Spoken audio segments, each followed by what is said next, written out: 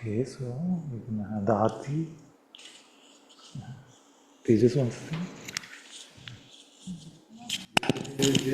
सुरनायक जन सुखदायक प्रणत पाल भगवंता गोविज हितकारी जय सुरारी सिंधु सुधा प्रिय कंता पालन सुर धरणी अद्भुत करणी मरम न जानई कोई जो सहज कृपाला दीन दयाला करो अनुग्रह सोई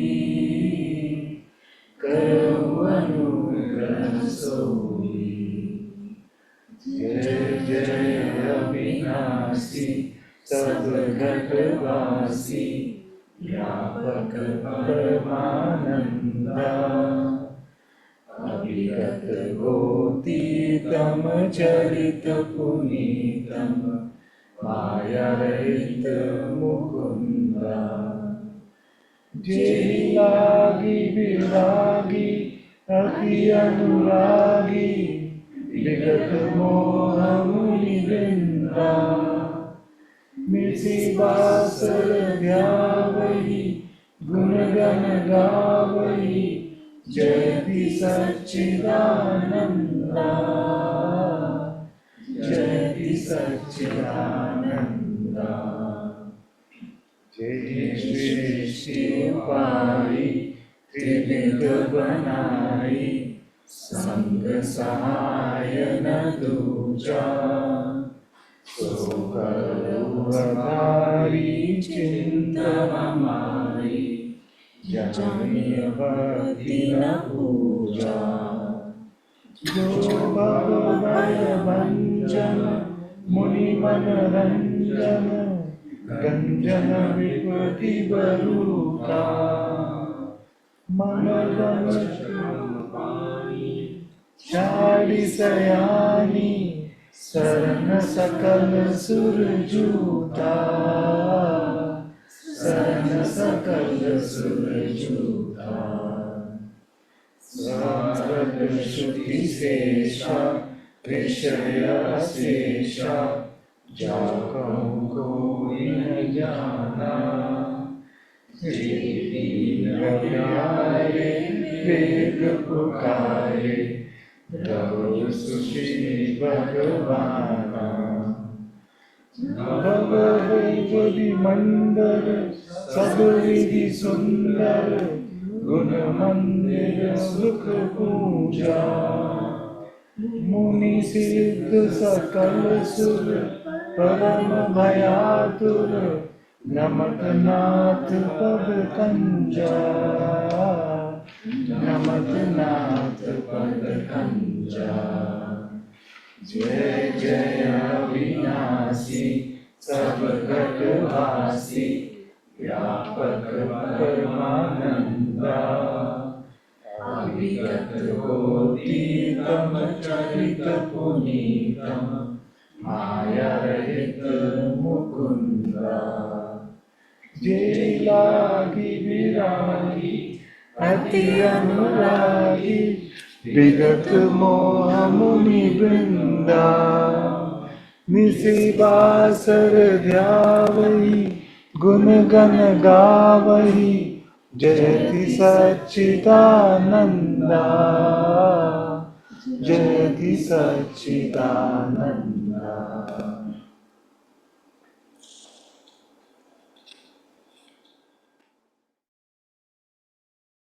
It is done, oh, it is done, oh, grace is upon us, open your heart, this is love, this is love. Grace is upon us.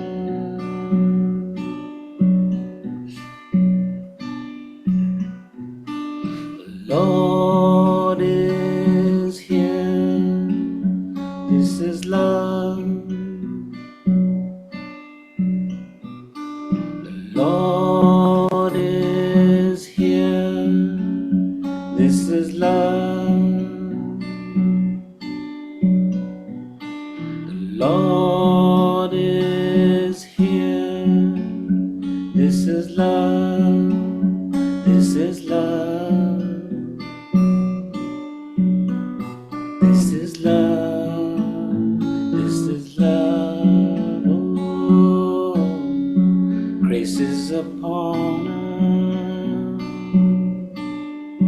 Open your heart. This is love. This is love. Oh, grace is upon us. Open your heart. This is love. This is love. Oh, come to the highest point of the mountain at the earliest possible moment.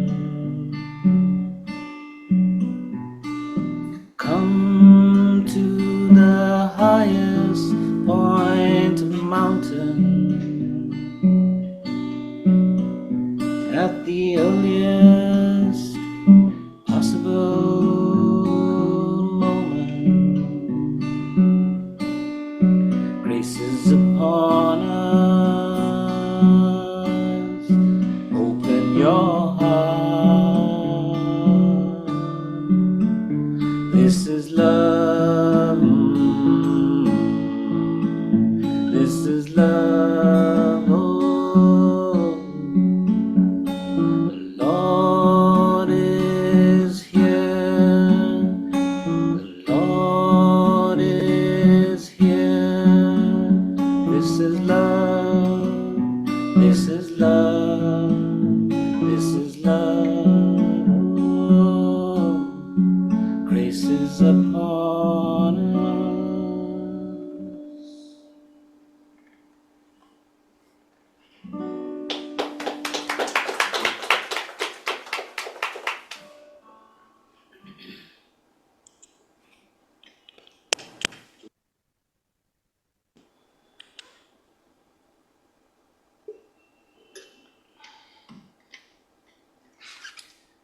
Must have heard Yugana, Yugana, Yogi.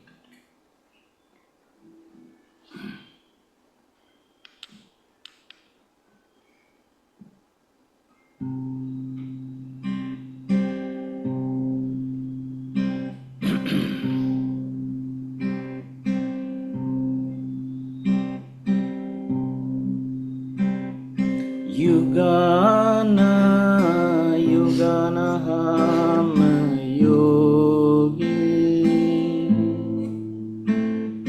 Yogi Re Yugana, Yugana Ham Yogi, Yugana, Yugana Ham Yogi, Yogi Re Yugana, Yugana Ham Yogi.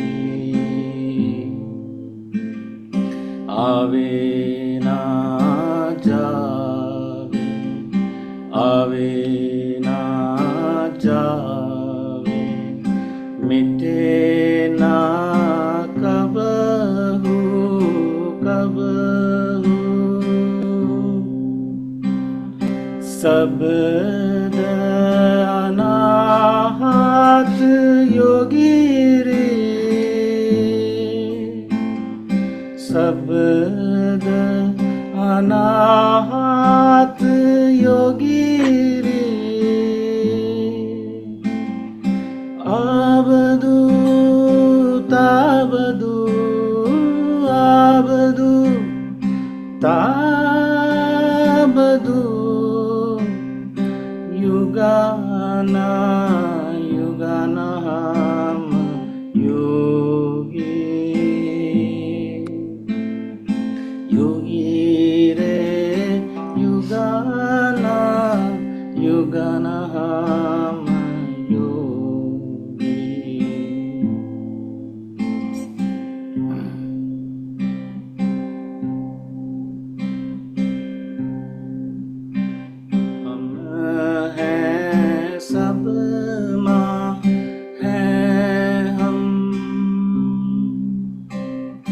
हम हैं बहोरिया के लावा, हम तो बहोरिया के लावा, आबदू ताबदू आबदू ताबदू, युगाना युगाना हम योगी, योगी रे युगाना युगाना हम योगी।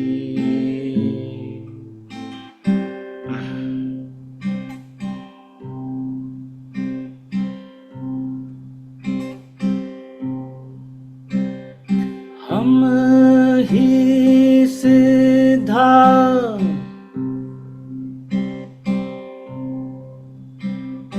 हम ही सिद्धा समाधि, हम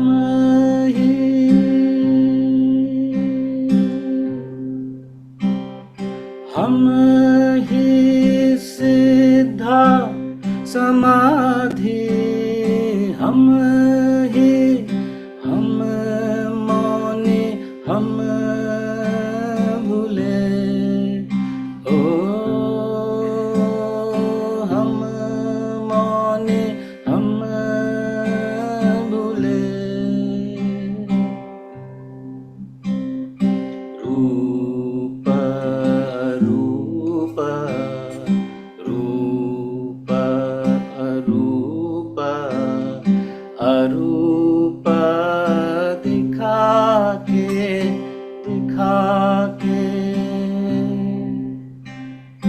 हम तो हैं हमारी खेले रे, हम तो हैं हमारी खेले रे, आबदू ताबदू आबदू ताबदू, युगाना युगाना हम योगी, युगाना युगाना हम योगी।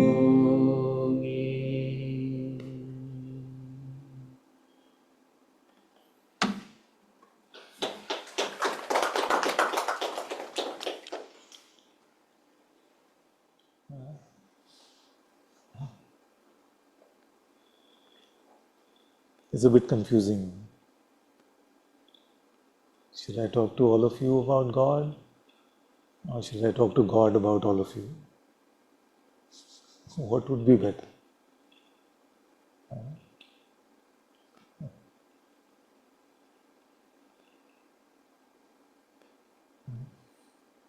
I feel if I speak with him about you, that may be better. Just bless them, show them, teach them, us actually, show us, teach us.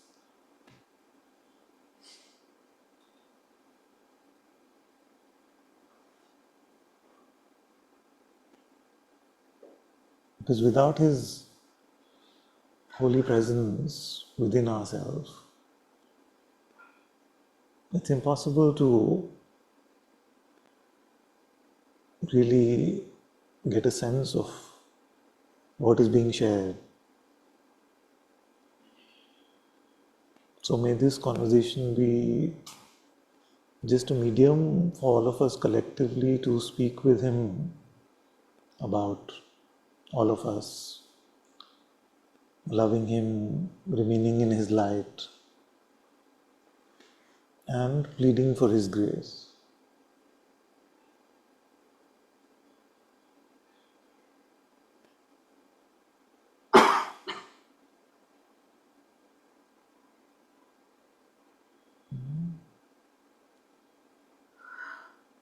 Because he's here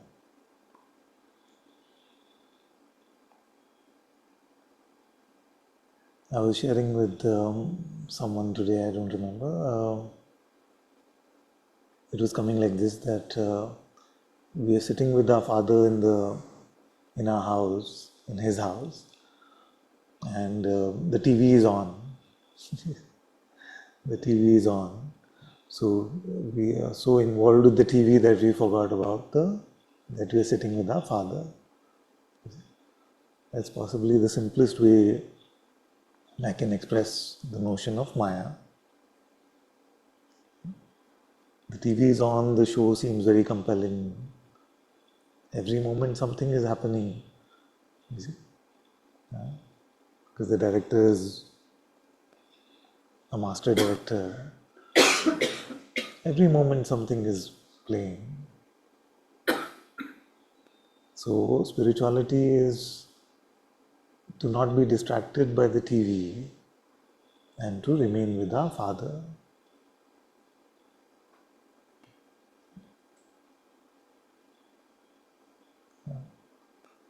And remember that this body-mind structure is also in the TV. So just like the rest of the movie is playing out, this will also play out. You can completely hand over the movement of this as well to grace. You see, remember, not the conceptual, cheap notion of grace, but the costly grace. But if it is with integrity, then every word, every breath needs no involvement from what we take ourselves to be. We can allow His grace to unfold the play of this body mind in this television program that is playing out, while we remain resting as little children in our Father's lap, in the lap of God.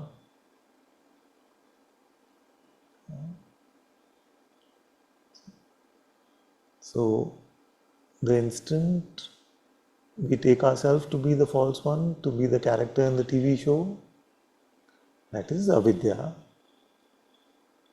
The instant we drop that, we are making ourselves empty, available for Him to pick us up.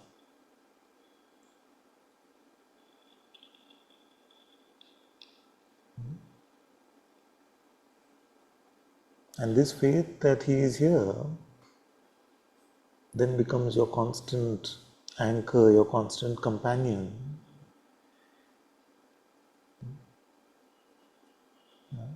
Because it needs that leap of faith for us. Even these words to some who are new may sound very strange. What am I saying? So, but if we are humble enough to be open to the possibility and not proud of what we think we know, then we can start to taste this more and more. And as you taste this more and more, your faith will deepen, your trust will deepen. Because without tasting it, it will seem like it is more and more just concepts and ideas.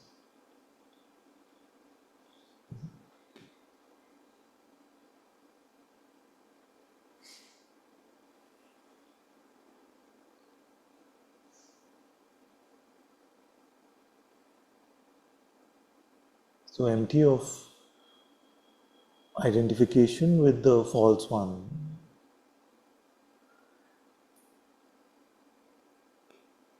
We are already free from the suffering of this Maya. Then the play of the television show doesn't affect us in any way. But even greater than that is the fact that we have discovered our true home. So another Kabir bhajan, just like the one Naren sang, is that I don't want to stay here anymore. I want to just live in my true home. My true home is where nothing comes, nothing goes. Everything is alive with His presence, full of light with His presence. And there is no distinction between His presence and me.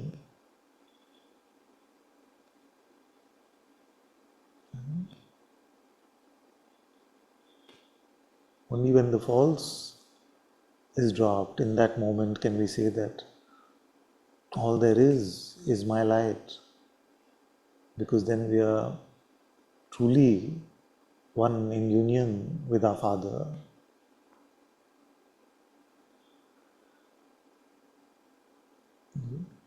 But even Shankaracharya himself said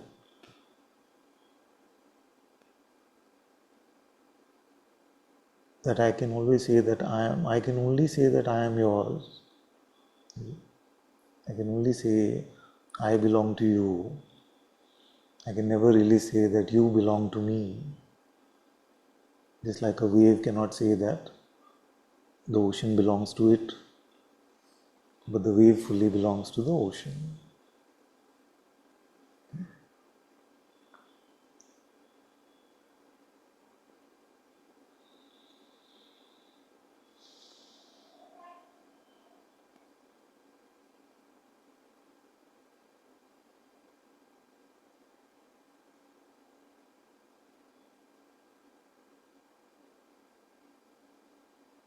There seems to be like a chasm of rationality over which we have to leap, and that leap is the leap of faith.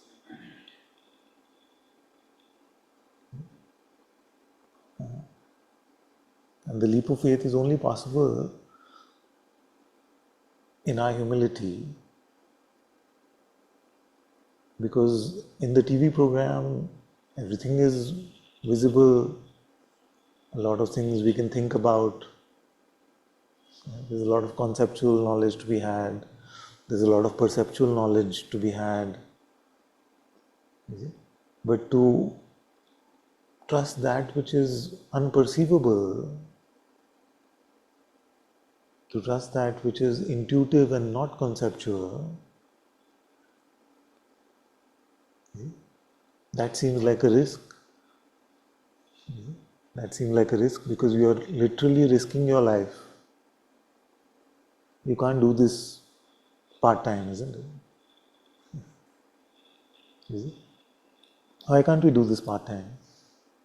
Because the TV show is so compelling. Once you get involved, you don't know in which lifetime you will come back out. You start watching, you say, yes, I had good satsang. You see, now I can just distract myself a bit, it's fine. And then you may not show up in the spiritual realm for a long time. Of course, may that not be so, and may grace keep bringing us back, but it's possible. So our intention, our commitment has to be to stay with the Father come what may in the TV show. See, our intention has to be that fully, no matter how risky it seems.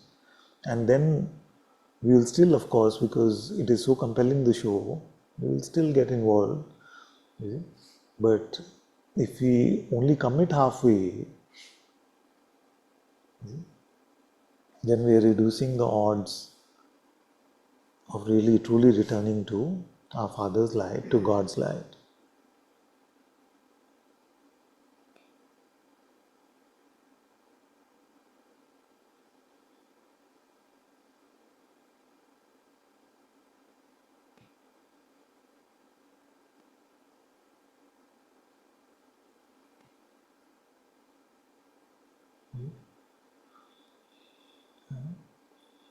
And what is the key? The key is that in your heart you know whether this is about the me or whether it is about God. This meaning this, in this moment. It could be what you're doing, it could be what you're thinking, it could be what you're feeling, it could be what you're intending to do, it could be what you're judging, it could be, most importantly, where your focus is. Is your focus on me or is it on God?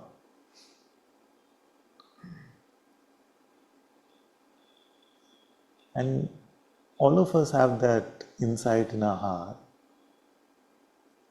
At a more gross level, it may seem like our conscience actually, at a grosser level. See? Because our conscience keeps us from going completely haywire in the world. You see? But as we go subtler and subtler, we realize that our conscience is just a more gross version of the subtle guidance of the Atma within. And to surrender to the light of the Atma within is our spirituality, is our spiritual work.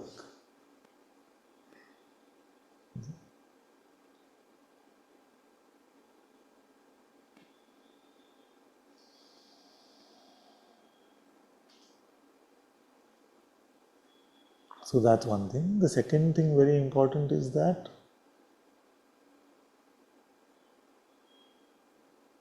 the more you involve yourself in whichever aspect, whether TV show or with God, the more that deepens in your life. You see? So in a way, this is like the company we keep, the sangat, the satsang, is to leave the sangat, the company of the false, you see, to come to the company of the truth. You see? So the company, to come to the company of the truths,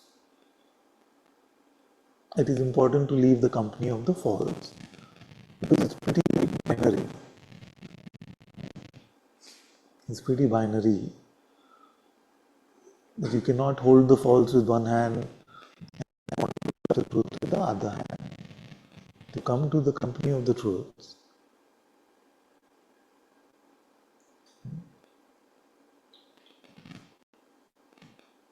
it is important to leave the company of the false. It is possible in satsang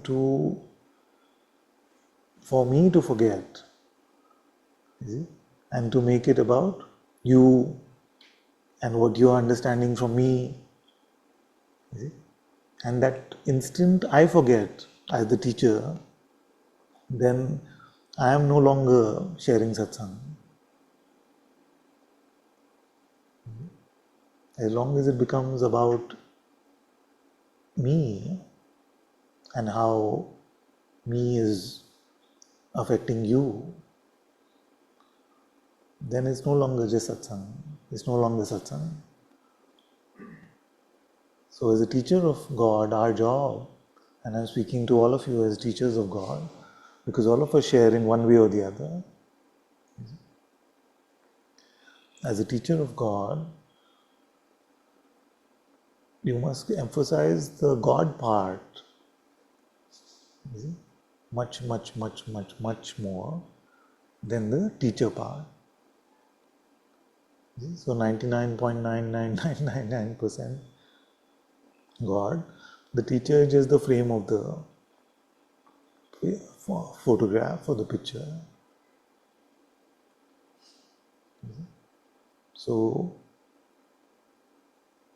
and how, as someone who is a teacher of God, how can you do that? That is only to not forget that God is here, His presence is here, and be present with that presence.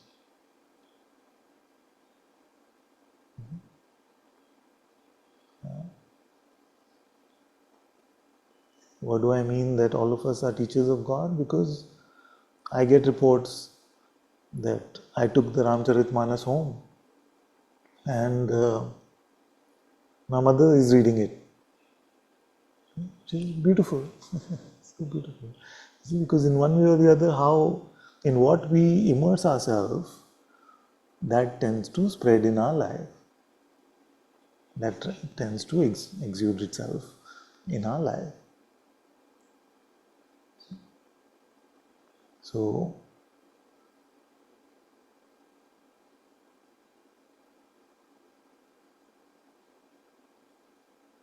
remain with God's presence, remain with His light,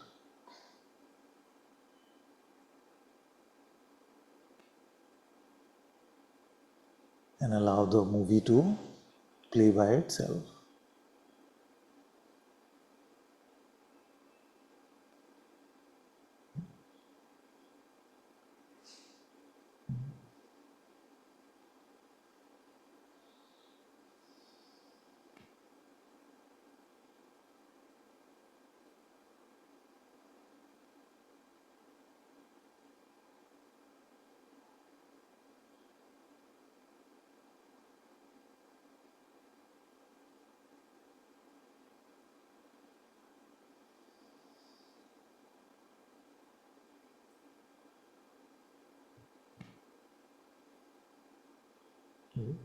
So, with that context, is what I'm saying. So, we can sit here and talk about God as if I am a somebody and you're a somebody. Or collectively, we can be present with God and build a deeper heart connection, a deeper relationship. What does it mean to build a deeper relationship with God? First, to clean up the house,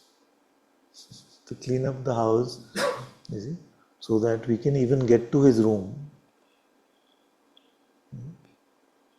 Otherwise, we are so involved in the outer rooms, and of course, I'm fully borrowing from Saint Teresa of Avila when I'm using this metaphor, that we are so involved in the outer layers of the interior castle that the innermost mansion in our heart seems inaccessible for most of our brothers and sisters.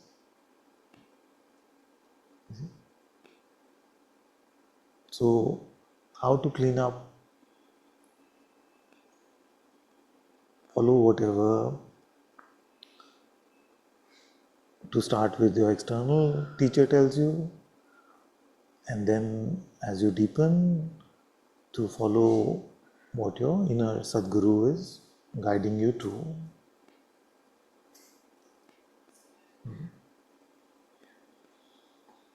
Whether that is to pray, whether it is to inquire, whether it is to sing his bhajans, whether it is just to remain empty in his presence, you will be guided every moment of your life if you're open to it. If you're open to being with God, you will not, it's okay, so you will not be left without a way to be with Him.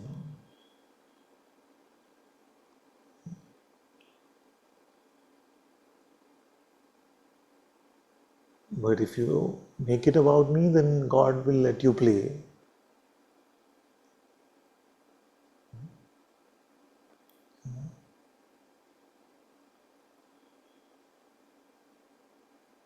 So, moment to moment, taste His presence if you can, and if you can't, then pray for it or inquire into it.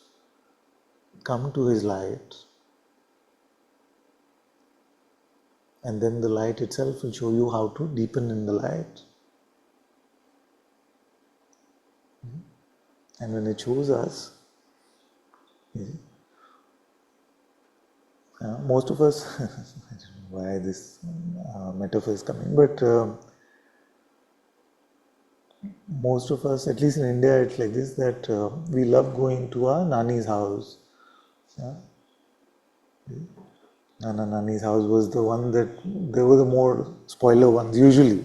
It may be the other way also, but rarely. I've heard, no? So the, the mom side of the family seems to be more pampering and more loving. Generally speaking, I'm not, I'm not creating trouble, but so when we go to God and He teaches us, it is the most love that you can experience in this life, and it's unconditional. It's unconditional. The most feeling of being settled, content at home that you will feel in your life. Because as we are involved with the world, it's a constant coping, isn't it? It's like a constant coping. You just keep coping with whatever life is throwing at us. Just keep coping, keep saying it's good, it's good. If we make it work, it'll happen, you see? Like that. It's a constant treadmill. But we get shanti, we get peace from that treadmill of life, from this constant coping.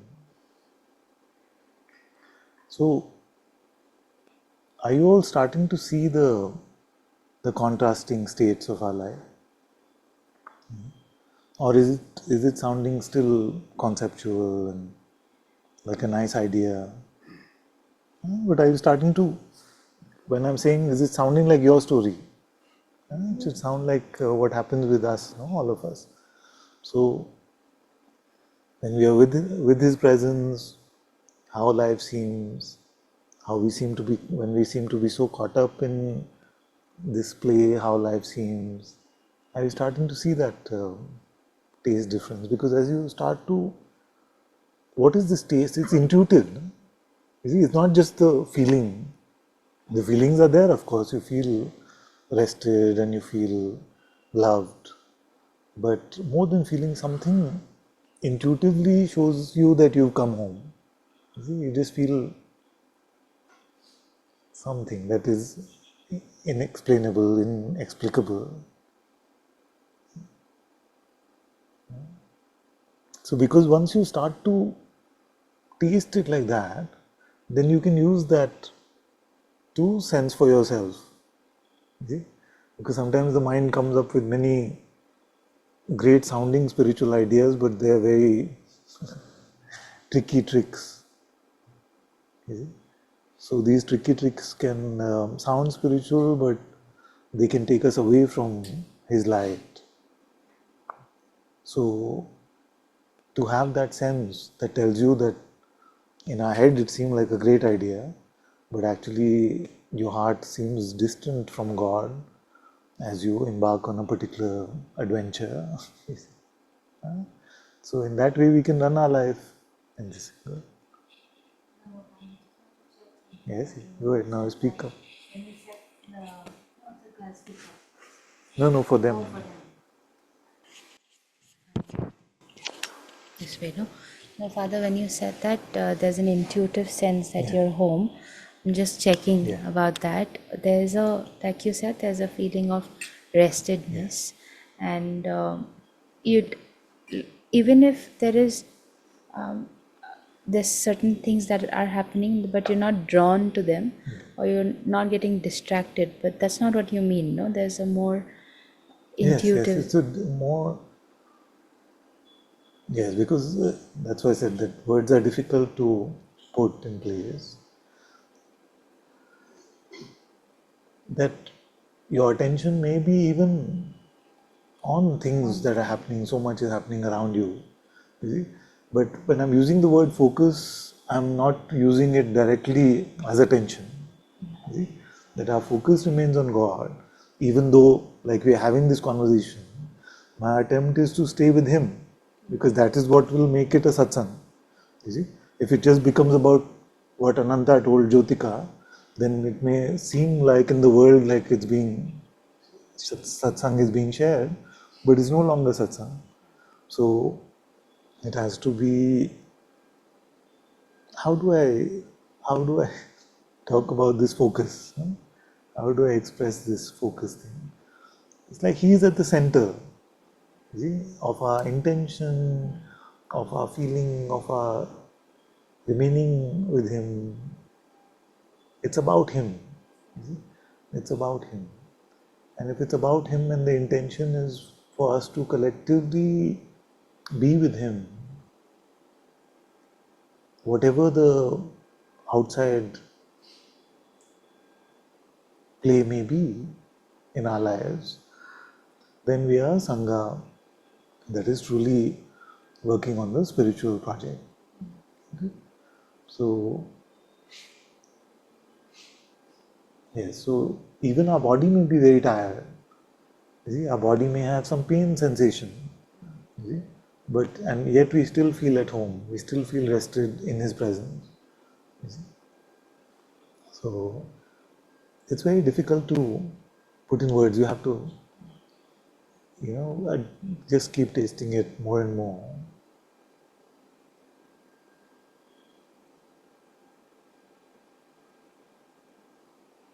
Because even His pure byproducts are difficult to put in words. So His presence itself, which is the source of these byproducts, I can't really find the words to explain. But you just have to trust Him to provide something that can point to that.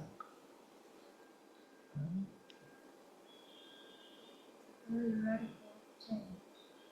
It's a very radical change. Yes. Because you realize how left you've been even when there's a very challenging situation, and then you realize that there's no other choice but God, and then somehow by His grace He's here. The difference between the previous and the current is just it's very radical, the change. Yeah. The- It is fully different. Fully different. To take yourself to be an object in this world and to take yourself to be that which is God at His feet and made up of Him is fully different. I mean, we can't expect it to be the same. One is to take ourselves to be a bundle of flesh, and the other is to take ourselves to be part of the light, which is God Himself. And there's no distinction between the part and the whole, but we must not rush to say these kind of things. So, but I feel we know by now that at each step we consent. You see? And our ability to spot is becoming subtler and subtler. You see? Because actually what you may be calling running out of moves, another brother or sister in the world may not feel like it is that. You see? May feel like, yeah, we can still deal with this, we can win, we can make this happen. You see, like that. With our own strength, with our own, you see, what we take ourselves to be. But this is also a sign of our sensitivity that we run out of moves fast or faster. So, but that becomes more and more and more. So, like the cheese in Tom and Jerry. Some of you grew up watching that. So the cheese would have this tempting hand which will come. Like that, you see. So the trick is to just chop, chop, chop. See? Whenever you recognize you're being pulled in, you see, one thing we must work on is that the mind has an ability to rationalize everything. It will tell you, this is for God only. This is about God only. So because you rationalize it for yourself, you basically made yourself come out of a feeling of the like a guilty conscience or something like that. You see? And you feel like, yeah, this is for God, because you've made sense of it for yourself. But don't make sense of it for yourself. Just check within. What is this really about? who am I really serving? How am I serving God now?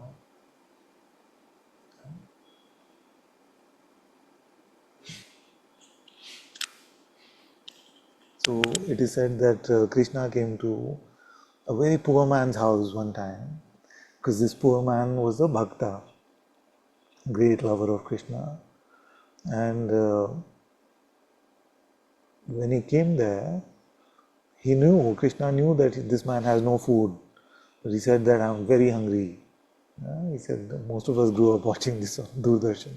So he said, I'm very hungry. And this man had nothing left in his house. There was one grain of rice. So he brings that one grain of rice and offers it to God and tearfully and says, I'm so sorry, I can't offer you anything more. This is all I have. And then Krishna is so pleased, he's so happy. He says, this is the greatest food I've ever eaten, the greatest gift anyone has ever given me. So, just like that, whatever we have, as unworthy as we may be feeling about ourselves, but to just offer ourselves to God, offer our heart to God, offer our life to God, that I belong to you, Father. This is all I have, as meager as it may be.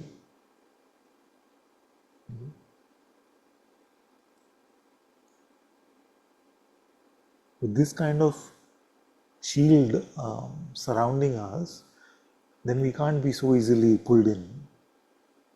See, if we live in that,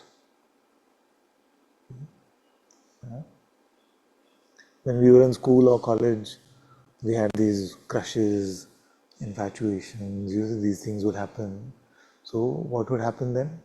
Those few days, then all we are thinking about is that one.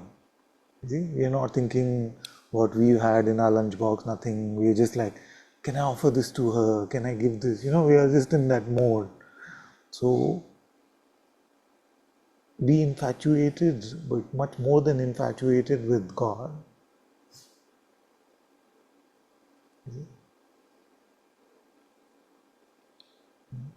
Then this pull of Maya, the temptress, will not have any power over you. For those days, you didn't look at any other boy or girl, isn't it? In the same way, when we fall so deeply in love with God, you're not going to look around. It's not going to matter so much what is happening to this me.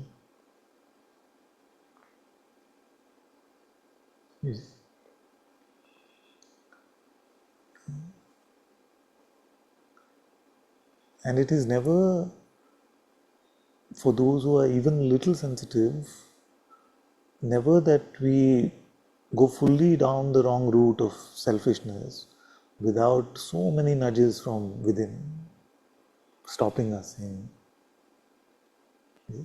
And without, if we were not rationalizing to ourselves in our head, and everything I'm saying is from what I do. So don't take it as if I'm preaching to you. I'm just sharing my experiences of what I do. So the mind has the ability to convince you that everything is about God. But you have to check with the right teacher, the one who's sitting in your heart. Because if you go with these mental rationalizations, you will end up at a point where you then run out of moves and then you have to return after suffering. So, but if you stay with His light, like I keep saying, you can't be in heaven and hell at the same time. And heaven is not a place, it is who you're with.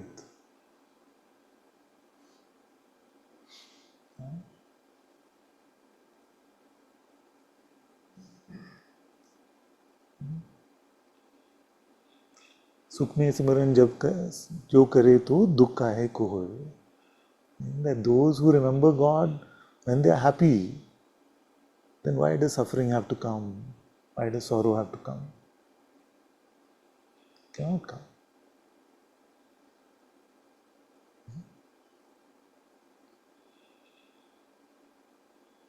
So use every opportunity. Don't wait for trouble to turn.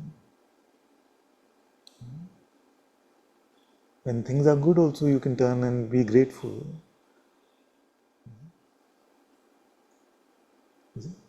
And you don't have to apply it to, like, I'm not telling you that from now just think about everything that you do and you see, like that. I'm just saying apply it moment to moment. Just moment to moment. Right now, what is this about? Right now, who is this about? So I told you all that I'm working on this pretense thing, no?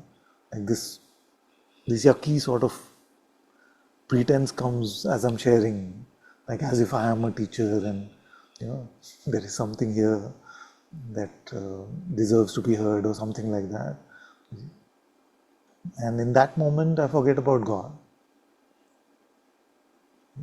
In that moment, it could be subtle things like that. You said something, I got a bit irritated. These are already out of God's light. No? I'm already in myself and in my pride and these things. So, like this, we have to notice every moment of our life.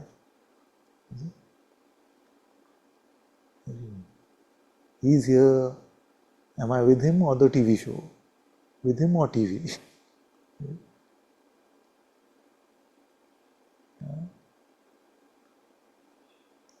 With him, you can watch TV, that outer TV, but don't get involved in this Maya.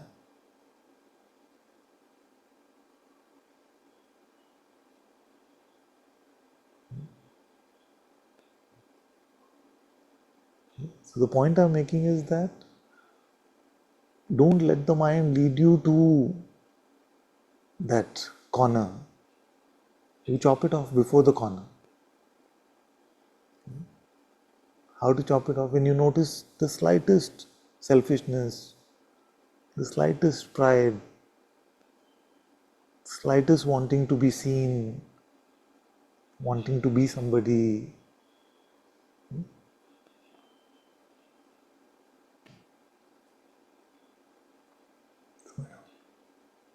It's not in service to you. Whatever is not in service to God is not in service to you, although it seems like it is. So if you're clamoring for attention, if you're clamoring for worldly praise, you're clamoring for your name to be known, or even people to respect you, if you're making it about you, that is what pulls you in, and then we have to suffer to come back. If you make sure that in your heart you know that this is in service to God, this is in love for God, then you're safe.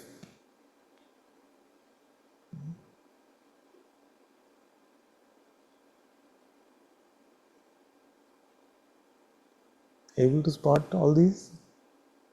So I'm just pointing out these subtle things which get in the way of our remaining in God's light. Yes.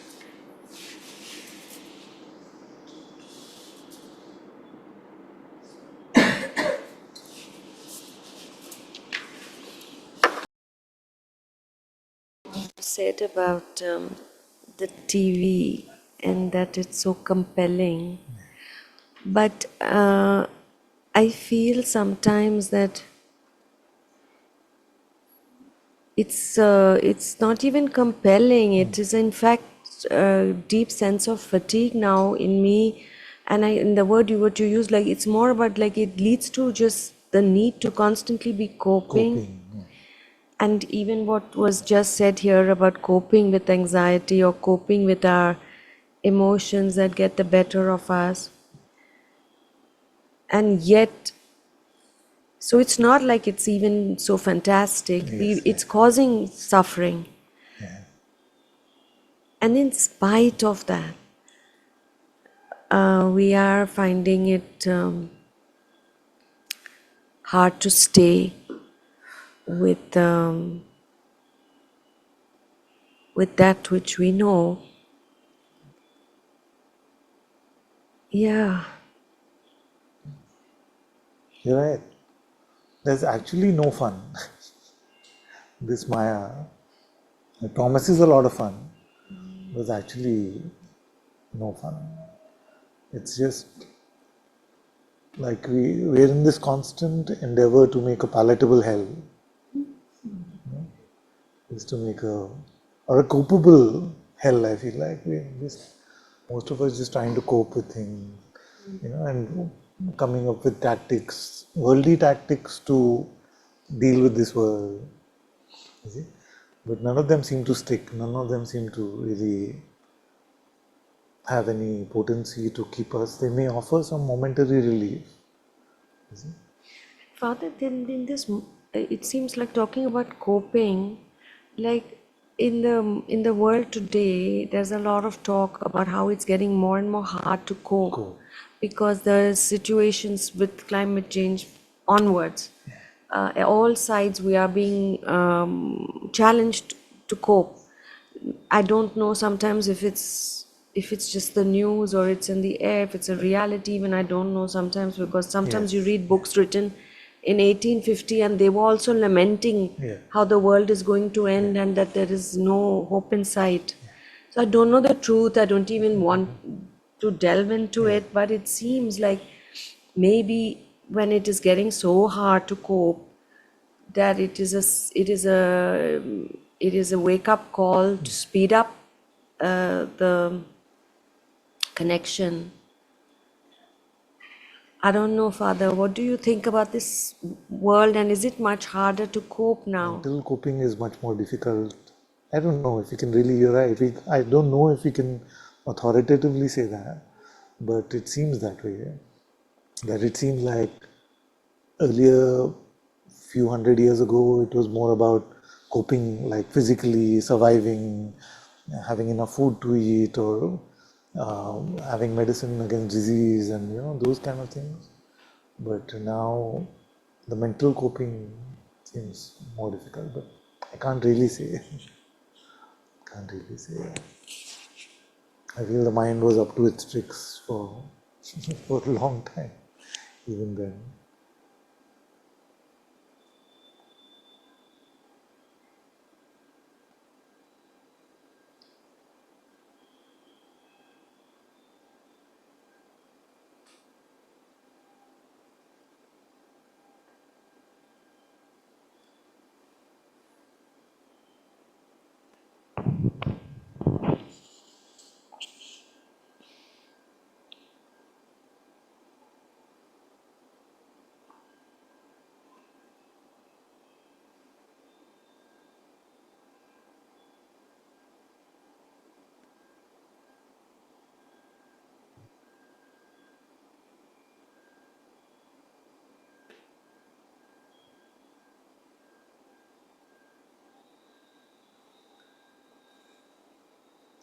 What are the 5 types of mental afflictions? To take the unreal to be real from the Ramcharitmanas. I heard in the last chapter, he's Kakushundi is describing what Kali Yuga is like, and it really feels like you said there's a pro and a con, and he said the advantage over here why people still want to be born in this realm now is because you can just take God's name, and that Yes, should that's be that. help you to move forward rather than all the tapasya they have to do in Treta Yuga and Dwapar Yuga and all those other ones. Here you just really just call for God and you will be helped. And just even saying His name is enough. You don't have to do so much more than that. It So feels it even was, difficult even I was now. reading in the Ramcharitmanas also similar thing, Yeah, so, where Naradji told Kagbhushanji this Ram Katha, and then Kagbhushanji told Yajnavalkya. And I was just like, how did Yajnavalkya come here also? You see? Because he's supposed to be like the Mahagyani variety of gurus. No? I've always had a fascination for Yajnavalkya, and although I knew very little about him. Brihadaranyaka, Brihadaranyaka Upanishad. So, but apparently he heard the Ram Katha, and that brought him to the realization.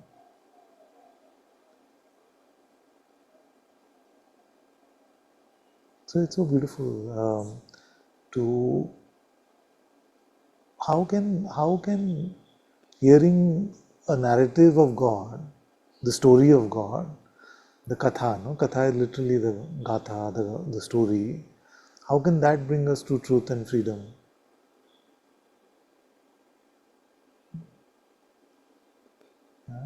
So this is what I meant to convey when I wanted to talk about the company that we are keeping.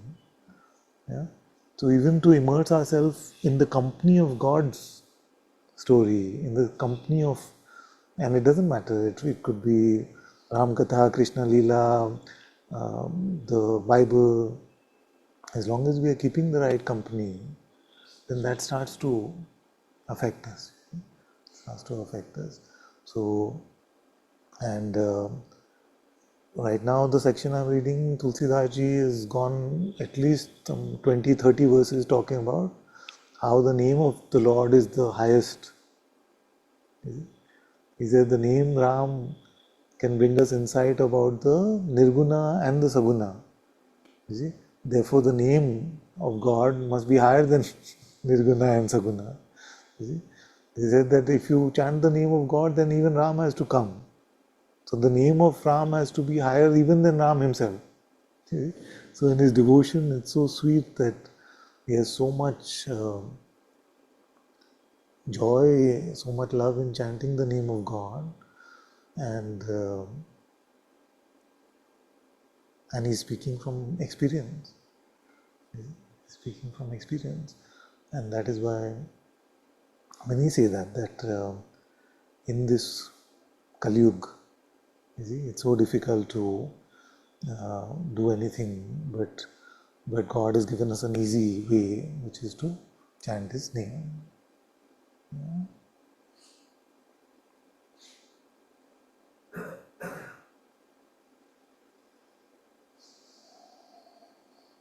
So whatever gets us to be with Him is worthy. Whatever makes it about me is not worthy. And how will we know for sure?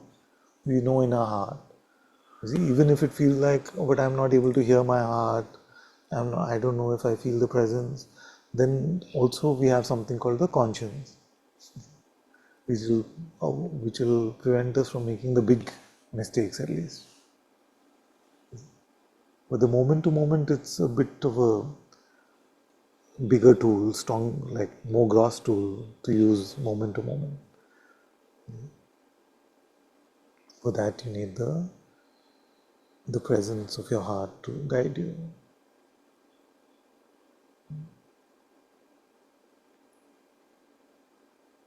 But is our intention to make every moment in our life about God? Are we still hiding some parts? No, this at least. Why is utter silence? What's our intention?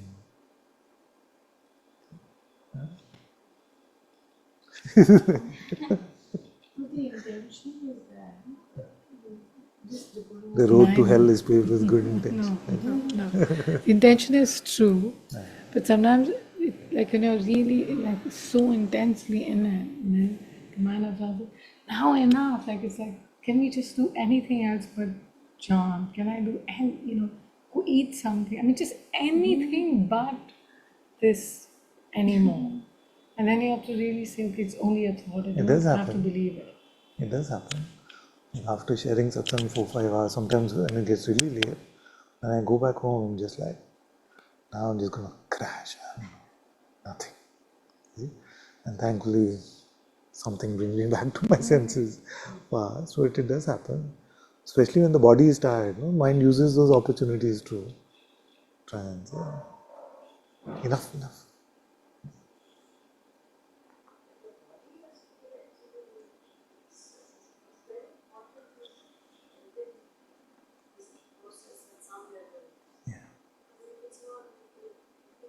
The mind is much more tricky to handle if the body is acting up. Yes. But it's also, I don't want to say too much about this, but the more you remain with presence, you see, the less important the state of the body in terms of the mind's ability to bully you about it, you see, and scare you about it. Like especially, we can come to disease and pain later, but especially the idea of bodily comfort starts to diminish a lot. You see, as you're in presence, what used to be so important, like temperature and eating and all of these things, you see, uh, become less and less meaningful, and yet they are taken care of. Like, we are so conditioned, and I've been observing some of this here, that we become so conditioned in this modern world that in the bath the water has to be just the right temperature, our food has to be just like this, our bed has to be just like this. You see, we become too conditioned to these things, and I'm noticing, at least here, that as I'm starting to deepen in his presence, it's becoming less and less important, these things.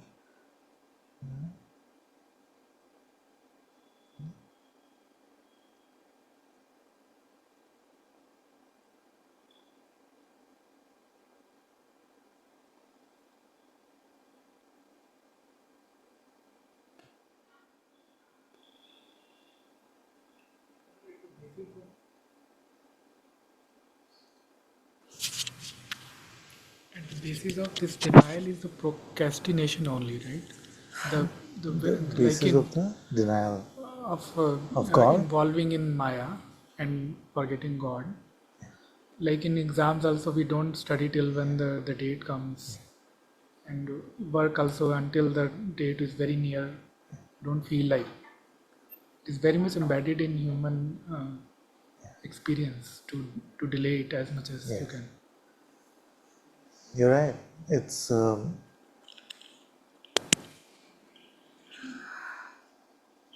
really at the, I know I say at the crux of it for 50 different things, but it's really so much about time, you see, that the mental tendency is to keep procrastinating, keep pushing it for later. But in this case, I feel it's little more than like a laziness or not wanting to put the effort. I feel like it's at a very deep level linked with this kind of fear of death, a fear of dissolution, because we meet that which is so beyond human comprehension that that the mind uses all kinds of things, but actually it is scared. It's scared of fully diving into this unknown. So it keeps, even though it may admit to everything it is hearing in satsang, will say, get you to procrastinate in some way. That is the main tactic.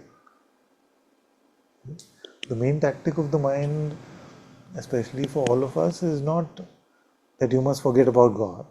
You see, it is to take it on in full earnest tomorrow. In full earnest, I will dedicate my life, surrender fully tomorrow. So that's why these pointings from the sages are very precise. No? See? The mind will say, yes, yes, tomorrow on. You see, not like right now, I give in fully, yes, I'll do it. And that tomorrow, does it come? It doesn't come. If it is up to the mind, it will never come. And that is literally what is meant by that saying, the road to hell is paved with good intentions. That we have the right intention, but we don't actually apply it in our life. We don't start. We keep procrastinating.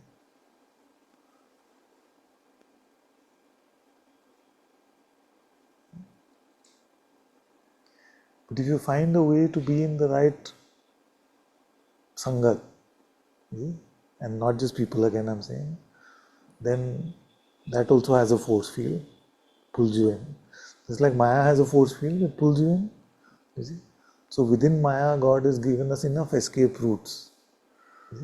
If we just keep the right sangat, we read the right books, we watch the right satsangs, we listen to the right bhajan, we listen to, you see, those who are really, that which is really connecting to God, that also has a force field, pulls us in. That's why these holidays are the most scary for a teacher. When you kids go on holidays, you just feel like, okay, now this, but that could lead to that, and that could lead to that, and that could lead to that. So that's why I'm always like, when are you back? When are you back?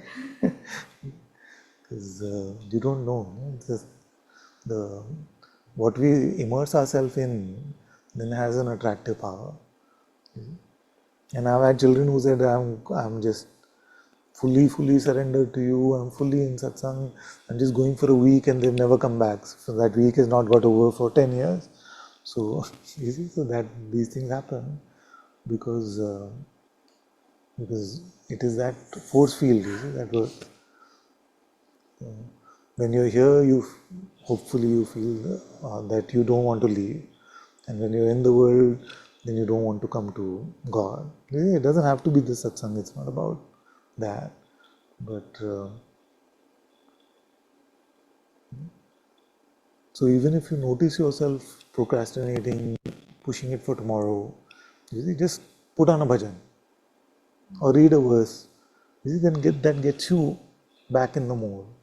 You see, and God is very gracious. He's always helping in these ways. Have you all noticed that you could have just forgotten about Him all day, and then you just feel like, oh, I just forgot about you, Father.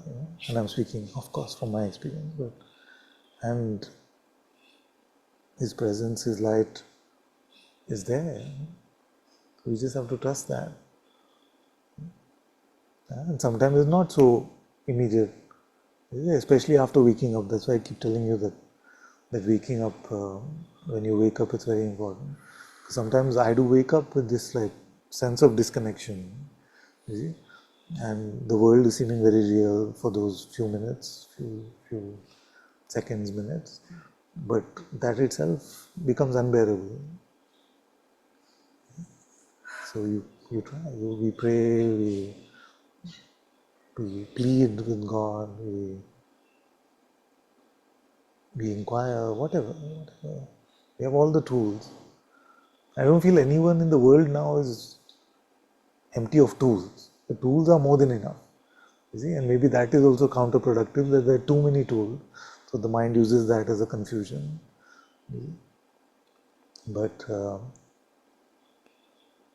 to return to Him is what is most important.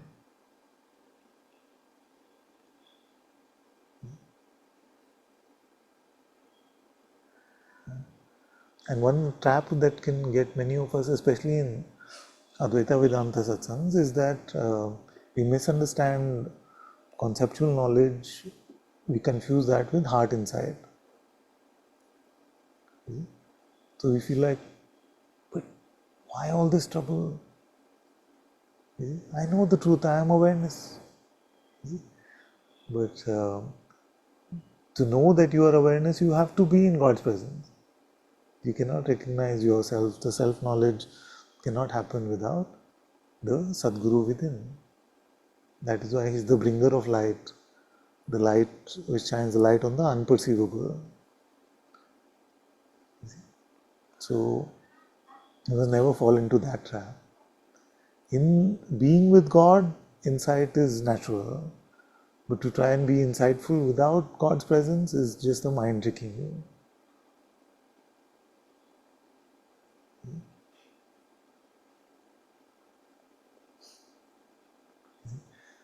And many times we don't like hearing this because it hurts our pride. Like you just feel like, but I got it. Yeah? But I got it. I know it now.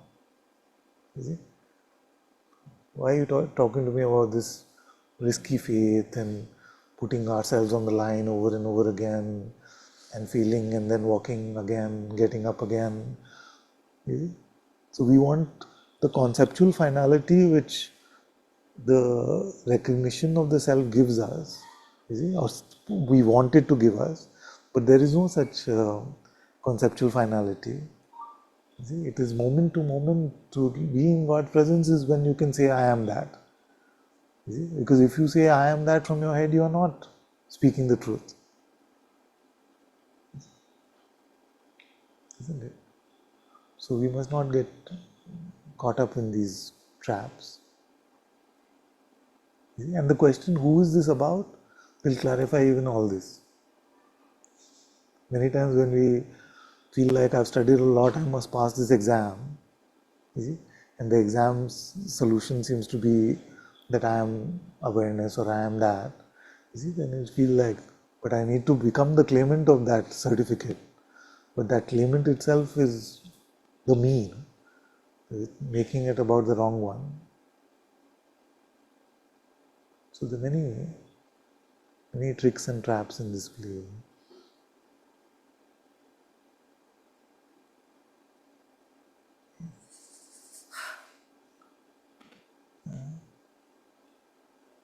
But time is one of the most important. There is nothing more important now, in any now, than to be with God.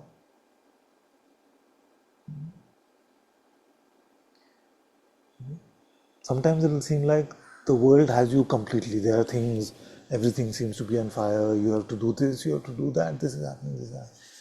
Even then, keep like a finger touching God. You know? Keep yourself anchored in some way. Just say His name. Every few minutes also say His name. Or just,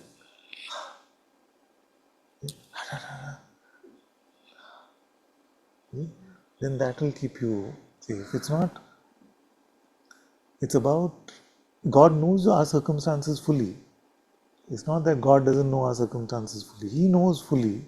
But given that those are the circumstances, are we still able to turn to Him to the best of our ability? You see? The rest of it He will do for us.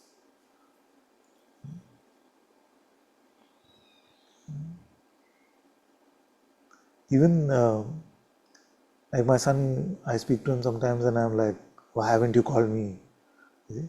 Then he says, but I've been busy with some work and this happened and this happened and this happened. And if I know he's being genuine, then I'm not going to be angry with him. I'm not going to be upset saying, why haven't you called? You see? So in the same way, but what touches you is if in the middle of all that activity, he just sent a message in the middle saying, hi Pa, how are you? You know, like that, then like we can look at this as simple ways. Yeah? In the middle of all the frantic nature of our life, we just remember God. But suppose that conversely, suppose you're just wasting time, just some nonsense, complete waste time. You see, and then you say, okay, now wasting time. Ananta said, every few minutes I'll say the name of Ram. That's fine. I'm just like Ram. Okay, whatever. wasting time, then it's better than nothing. Okay, I'm not, don't confuse. It's better than nothing, but don't sell yourself short. Don't sell God this short. So it's very different when life is squeezing your throat and you remember God. You see, that is beautiful. But if you are fully available, you can be fully available to Him, and you're just tick in the box approach, that's not, you know in your heart that's not good. So within my circumstances, am I making myself as available as possible to be present with Him? That's it. Then you will see in your life that those circumstances where life is squeezing your throat are just a few seconds where you have no space for God. And even that may not be so. You see, the mind paints a narrative which says, no, but today is so busy, you just went from meeting to meeting. But if you're really observing, in a meeting, most of the time you're just wasting time. Instead of that, you could have been with God. You see? So, life has made enough opportunities for you to pray. Don't let your mind fool you that you don't have time.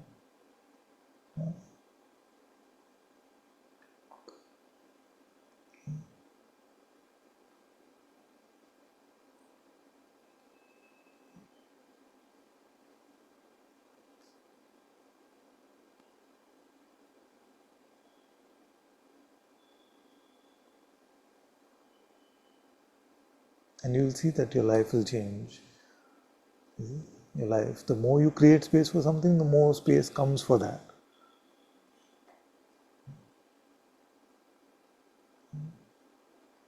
It's so beautiful, isn't it? Our good habits teach us how to deepen in our good habits. Our bad habits teach us how to deepen in our bad habits.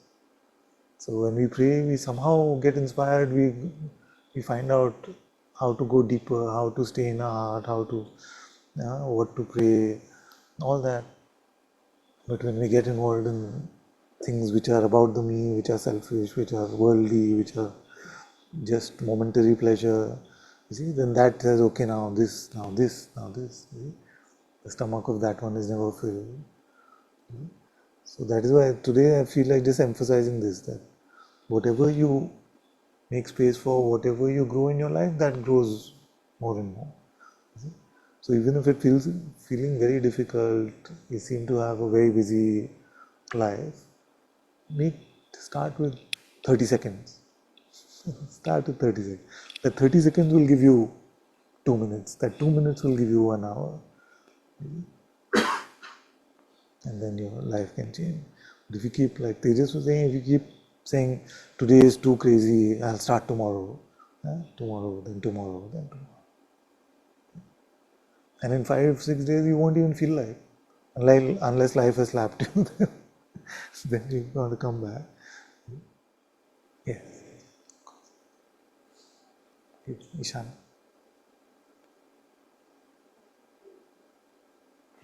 My when my mother, no, she used to write Ram, Yes. Likhit Rama. Likhit Japa. And today I was watching a video where it said that you can't leave it anywhere. That's why whenever you write the Likhit Ram, you have to go and give it to the temple, and you can't just discard it. And that's why I remembered that whenever she used to write that, she would go and give it to some temple. Yeah. I don't know what they did, but Yes, of course, you can't I mean, the throw it name, in the garbage. You can't. or just leave it anywhere. Like even And I mean, if you have like what, I mean, I did very little of this.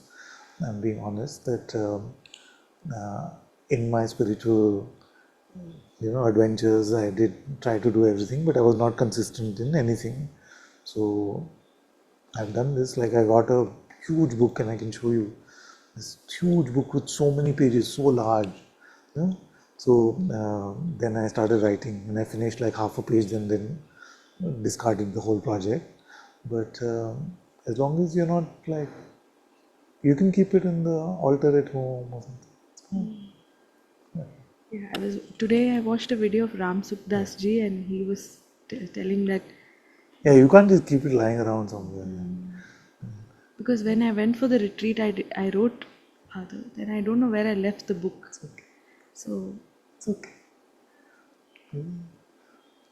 Like if Kabir or Riya did that, and they were writing a letter to me. I'm not at all I'm just making a metaphor, which is that, but I am also intelligent enough to know that they didn't intend any disrespect. So long as you didn't intend any disrespect, I don't feel. But now that we know, we have to be careful. My mom always used to say, growing up, all our moms always used to say that. Bhul chuk is all maaf. But if you do intentionally, you say, oh, what is when I saw that video, I felt very bad that oh I don't know where I left that uh, notepad and it?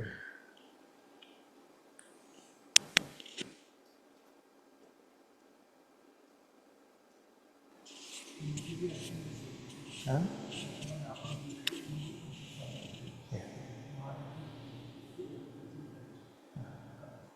We know where to go now. The photos that we keep in homes, that also after some time when it's old and all, generally we either give it to temple or there are some trees under which, so you can actually, if you go in bus and all, you can actually see that Yes, some trees there will be a collection of old photos and all.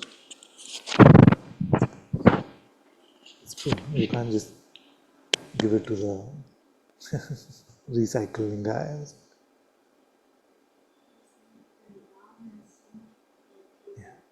No, it's also very important that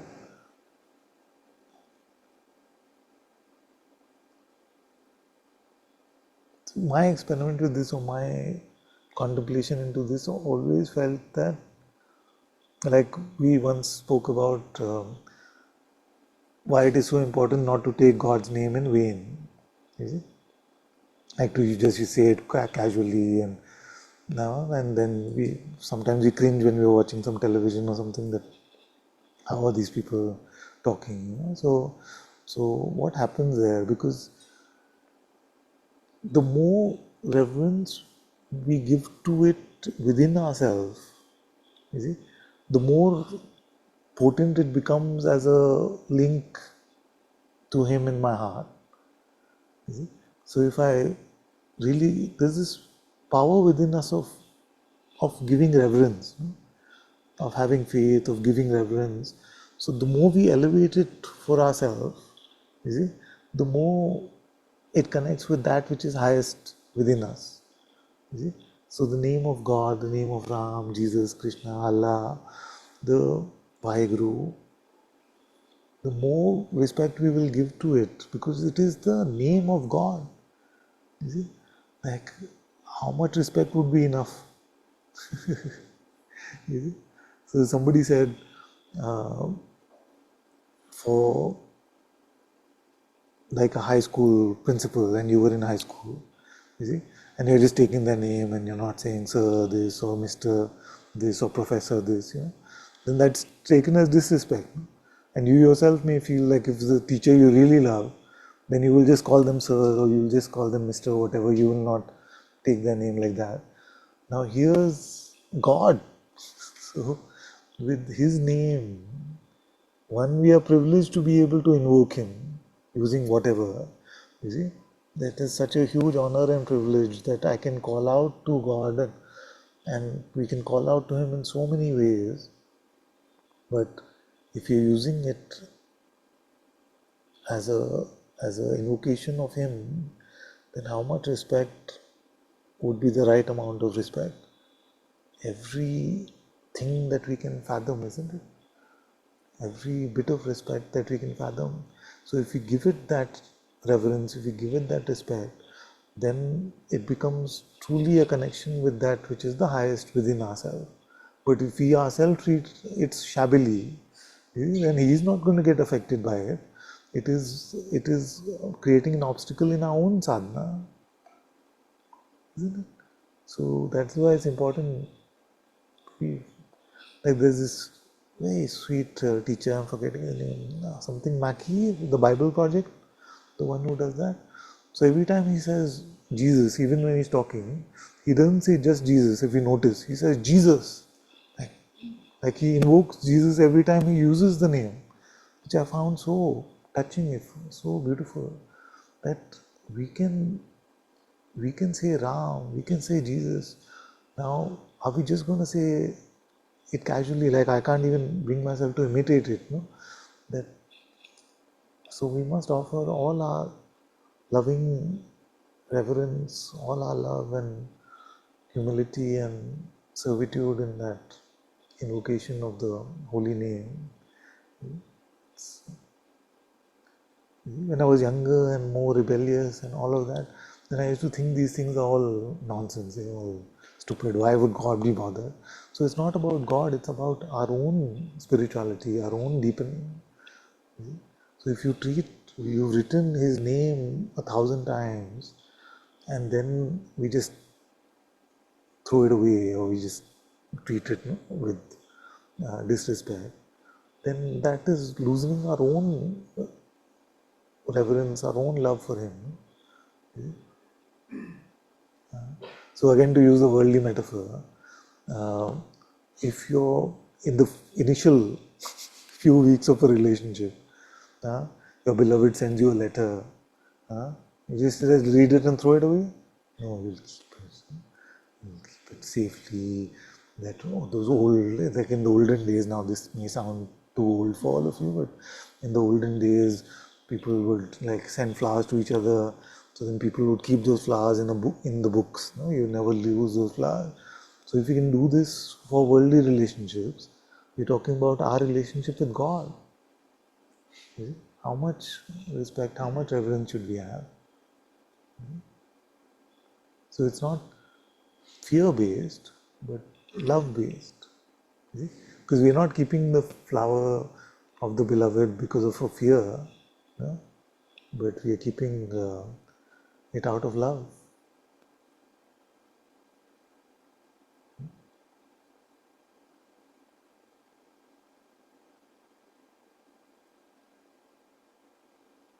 It's not about getting brownie points from God. It's about, for us, we need to have that. It needed for our own sake, for our own spiritual health. We need to keep our spirituality clean and beautiful like that. The temple has to be clean that way.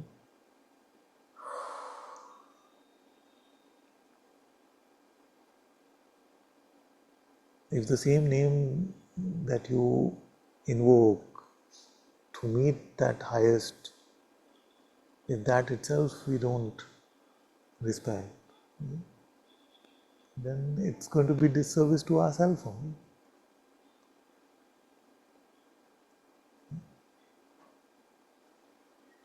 So suppose we use the name of God casually and it became like a casual correlation or something like that. Then when we are saying it, then our mind will bring us that also. No? Will bring us the garbage we put with it also.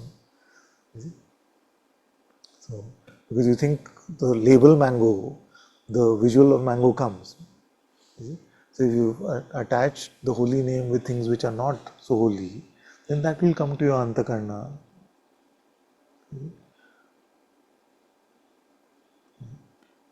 So none of this meant to make anyone guilty or anything. Just starting down. Just starting down. You don't have to become fanatical about any of these things. You don't have to become anything like that. Just in your heart, you should know that you are respecting it to the highest because He is the highest. You see? Yes? Chinmay. Father, yesterday there was a situation at work and there was some anger being generated inside, and You got into some anger. I got anger. Suddenly I realized your words. That is this the inner environment I want to give God. Very good. And realizing that the anger just vanished. Very good. Very It good. was so beautiful to just watch that, and so grateful to you, Father, for It's very good. all this. And then we realize that we are not as hostage to feelings and things as we like to believe. So you notice that, and whenever we notice, it is good. At least we notice. And even the Mirabai Maz, Yes. all the episodes I've watched, Father, the kind of devotion and love she had for Krishna, it's beautiful, Father. And like you said, the last weekend was like back-to-back episodes of hers, Oh, and it was all infused, with that. And for me, it was just staying and being in the presence of God, really. Literally, it's so contagious, like It is. that is It like is that you, whatever you immerse yourself Yeah, in, then takes on more. Yes, more. But the thing is, Father, I was also doubting somewhere because she had such doubtless faith, Yes. in Krishna. Somewhere I really feel whether I'll ever be able to reach that kind of a place where And that faith. like maybe none of us will, maybe none of us ever will, but it's not a race, it's not a competition, Yeah, it's just yeah. that God knows, and and as long as we are inspired by that and we keep growing, really, that's all we can do. Because the mind comes and scares us with these things and says, okay, but you're not really that much, you can never be that much. It's not about that. It's about, can I deepen one step, one Yes. step? And it's so beautiful what you shared right now about the reverence that we have, for that is the ingredient, which we really need, so it's beautiful. So there's a saying, there's a sage, that, and we have reverence towards them. It is for us. It helps us. It deepens us. It becomes a holy name for us. So whatever saints, beautiful sages have been there in every tradition, to have reverence for them is for our sake.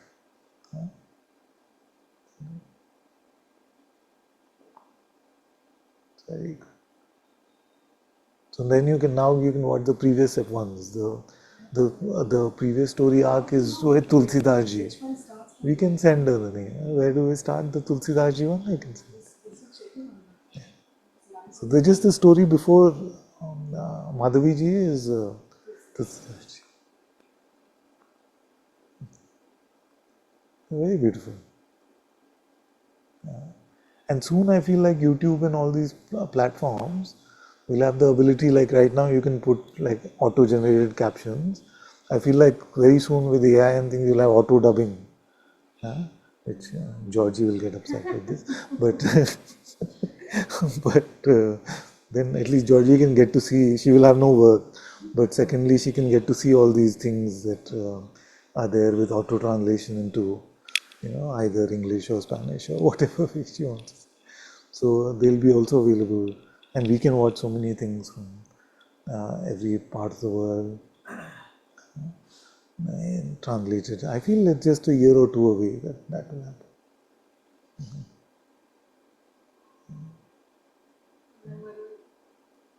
We listen to all these beautiful programs. What else? Pray to God.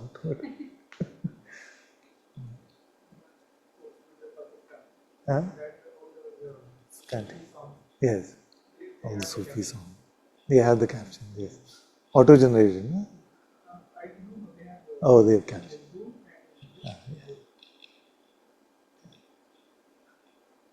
Yeah, but then you'll be able to hear it like that. You just say play it in Spanish or play it in English, play it in whatever, and then you hear it like that. That's not far because already the technology is there, so they must be integrating it. Yeah. It'll keep getting better. It'll keep getting better and better. Like, like earlier, the Malayalam movies you wanted to watch, but sometimes you're not paying full attention, so you can't read every subtitle and everything. So they used to have the Hindi dubbed or the Hindi dubbed, yeah. So then you would put that on, but the dubbing was so bad, then you feel like you'd rather not watch it. But now it's much better. If you watch the latest Malayalam movie, like your Manjumal Boys or something like that, and the Hindi dub is not too bad actually. So, and the same way, then your technology will be able to do that. Soon it will be pretty seamless. So it will have many downsides, I'm sure, but also some upsides. I feel like God will always leave the application in our lives up to us. See? So we may lament about what this technology will do to the world and things, but for us it will also bring some very beautiful things if you use it that way. So right now I can put the words of the Ramcharitmanas and say, find all the similar verses from every scripture in the world. It doesn't do 100% job, but imagine having to sit on yourself and do that research. It just gets you. Huh? Yeah, on that you can do. So a lot of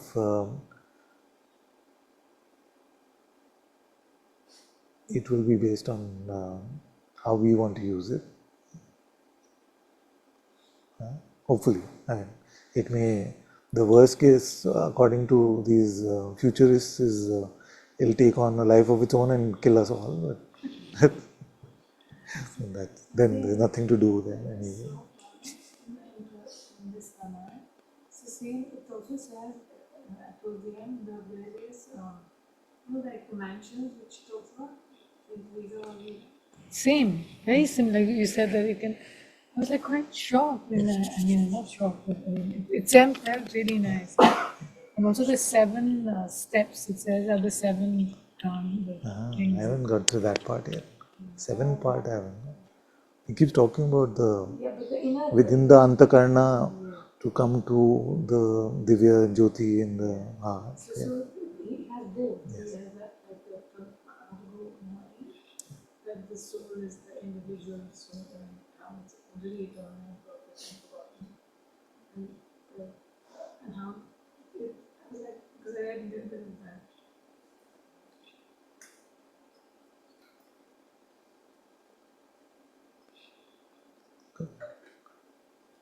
I have to go.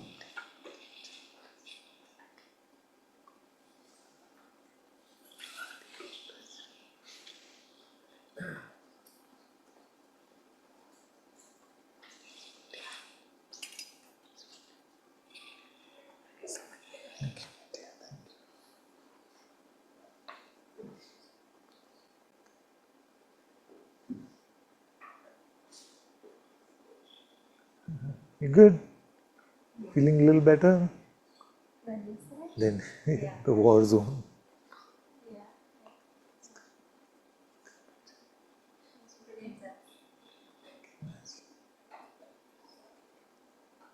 Yeah.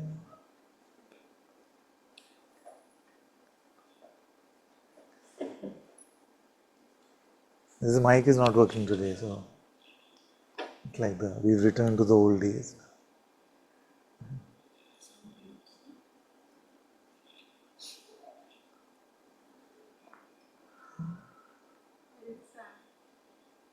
And that sort of thing is to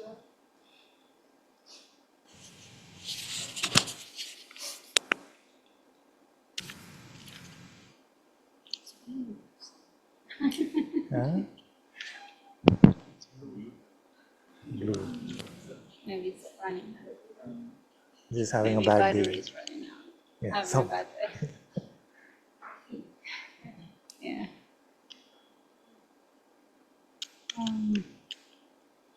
I don't know what I was going to say.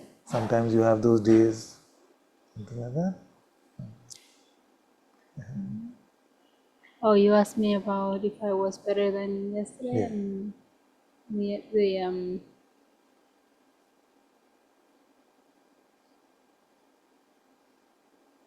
it was a challenging scene, and it triggered like a deep wound, and it was very, very fiery. And in the past, I would have reacted on that, and it was just about just walking to my room, and I was gonna ask you. I just started praying. It took a while because it just kept coming back because Yes. it meant so much to the conditioning. Yes, exactly. But I just did all I knew. It's very good. And it's true. And I read a verse from the Jesus book that said something similar to what you said today at the beginning. And sometimes these truths seem like we're reading them for the first time, especially in those moments. Yes. Just focus on me, focus on me, focus on me. And that you realize in those moments that you can focus on him, even though it doesn't seem like. Exactly. And that's all you need to do. You don't need to do anything else.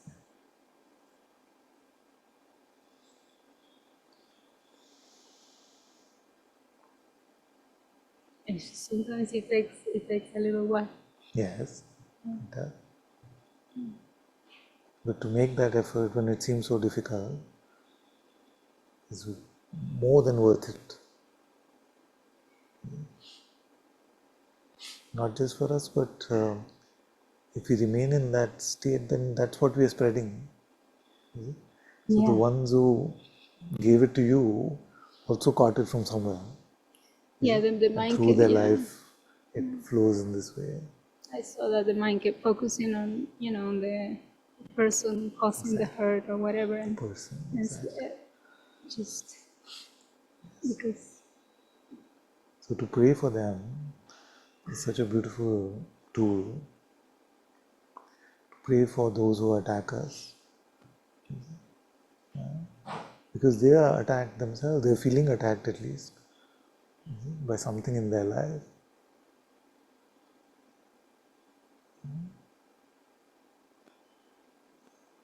So sometimes it seems very difficult to just forgive immediately. So then we can pray. And our prayer will bring us to that place. Yeah. It's from there that it comes because with reason, it works for a millisecond. It doesn't really, it's not, Exactly. it doesn't hold. Yes, we can use our reason, we can use our concepts, our spiritual concepts, you see, but it has to bring us to our heart. Without that, it just is surface level. And it'll seem too difficult, it'll seem like we're acting or something.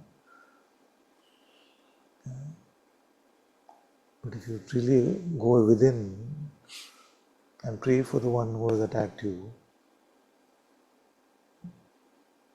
then you're helping them, you're helping yourself.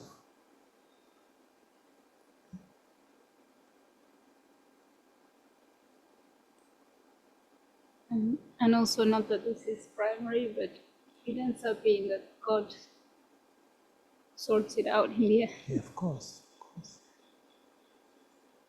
of course.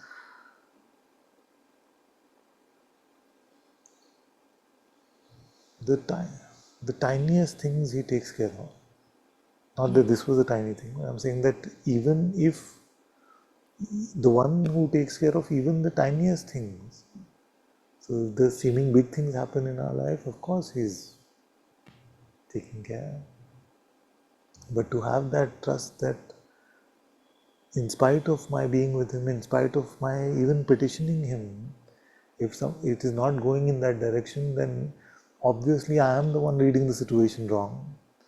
In the sense that he is obviously moving in that which is best for my growth, for my spirituality, but I am not able to see that yet. So I am the one who is restricted by the power of my thinking.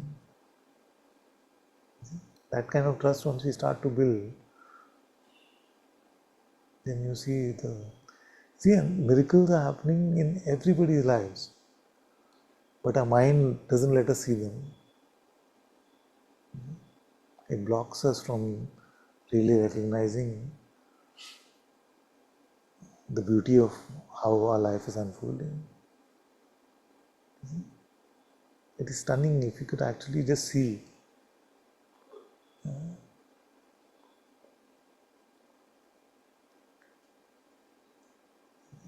So we never have a reason to have a grievance. We never have a reason to hold something against our brother or sister.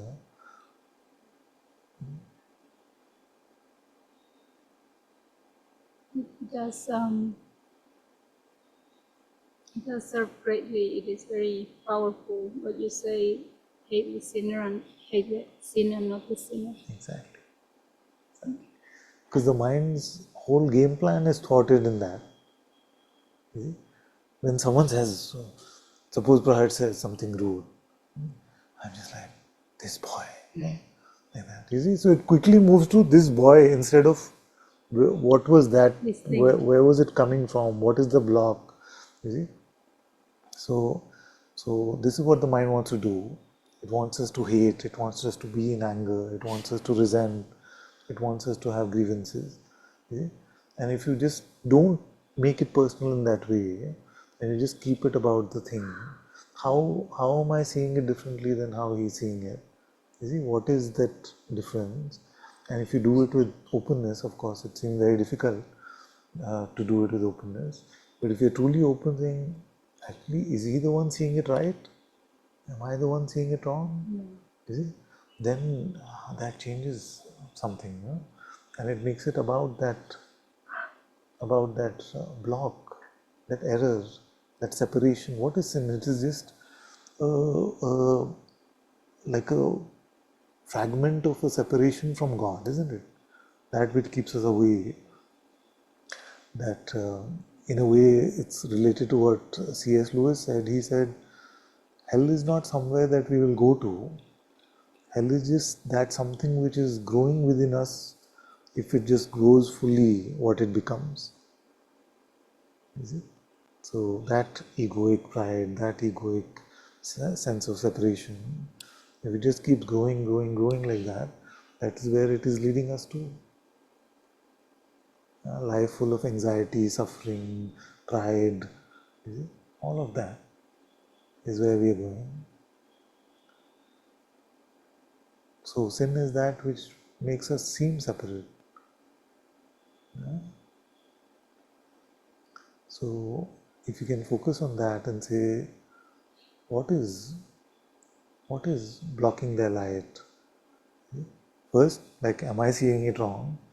Then to follow your heart about that, and then to look at the block and not make it about, oh, he is always like this, she is always like that. We are very quick to jump into those situations, and then we block all the love from our heart. And then just like reverence for God, when we resent or we hate or we have grievances, who is it hurting? It is hurting us. You see, the other one may forget about us very soon, but we have gotten into this more separation, more distance from God.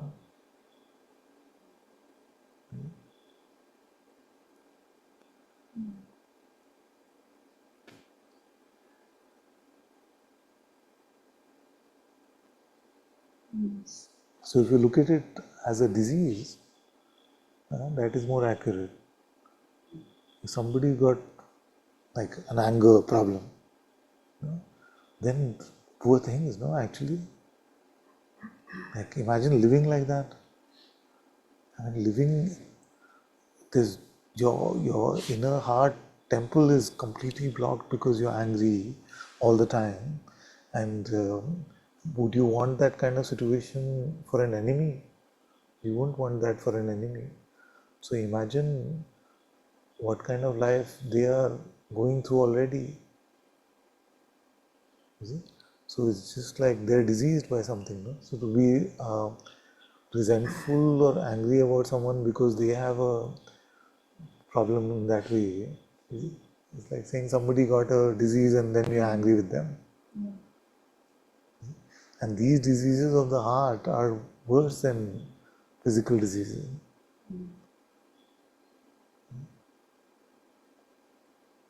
So it is not our place to resent, it is not our place to respond to anger with anger. That's how hate spreads, that's how ego spreads. If you can block the chain and bless the situation with our love, with our prayer, then we've broken that cycle. I also realized at the beginning that there was no questioning of my own position. Yes, You know, I feel like I was exactly. the good one. I did nothing wrong, and you're being quite vicious, and there was no questioning of that. But there's a story behind Exactly. everyone. You know, there's a story, and there was no difference between my story and his story. Yes. It's like we can just Yeah. roll Exactly. that out completely. Yes.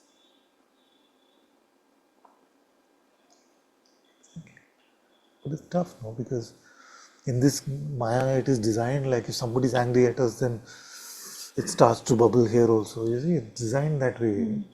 You see? So, but those who can deepen and start to live more in their heart, then they can let go of that, you see, momentary design of this play. You see? Like Praj also gave me a very good example of once we were running in the park. No? So someone come and said, he was just like stretching and exercising, but this like old man told him, don't do that. You know, sometimes you have these people in every park, or like the policeman of the park. So he said like that, don't do like that. You shouldn't. And then he said, initially some like this thing can come, you know, that I didn't do anything wrong. It's not going to nothing. But he said, then he just checked. He said, okay, he could have been right actually, because that would have been quite catastrophic if he turned out being right. Even if the odds of him being right were very low, at least there were some odds, it was not zero. So then it opens us up a little bit. Then we're not so, we don't respond to like pride with pride and anger with anger.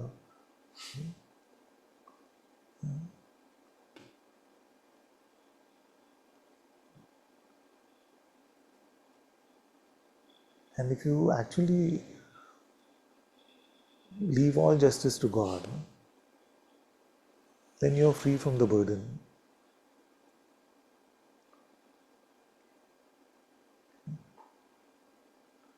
That's why I love this movie I saw yesterday, and I still feel, although it's definitely recency bias, but I still feel like it's the best movie I've seen, called The Man of God,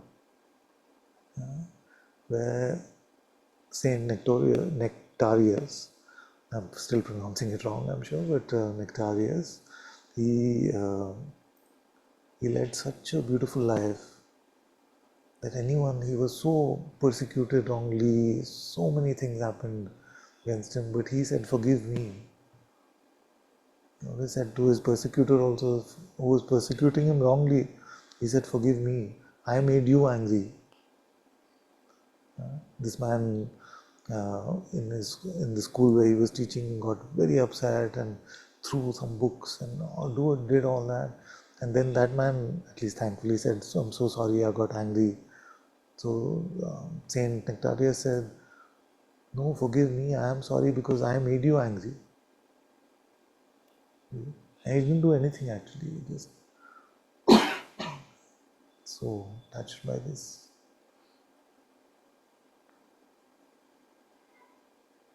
See, so this man later, because he resented his godly ways, so but later he said that I'm starting to doubt whether you're actually human the way you are.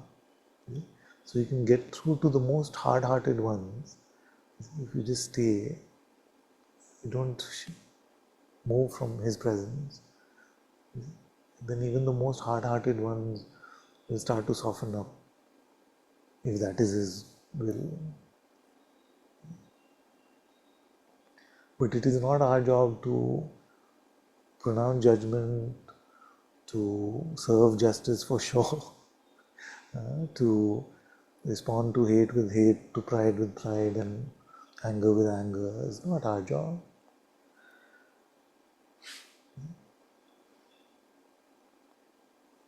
It's our lack of faith in God. I don't know if you see it that way, but to take justice into our hands means that we don't trust God will do it. So I have to. And the fact is that we operate on our mind's narratives, which we know for sure are they never have the full picture anyway.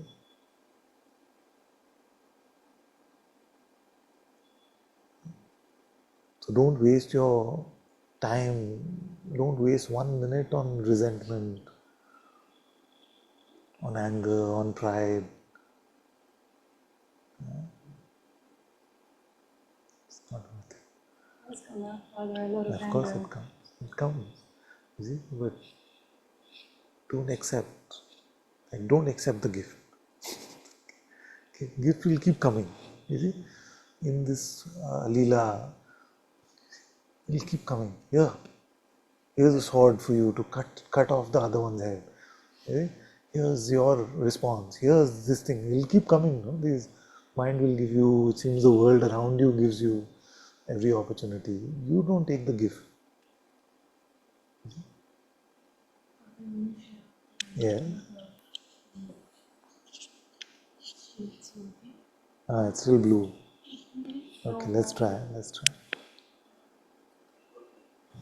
It's a good thing nobody watching online will be angry. I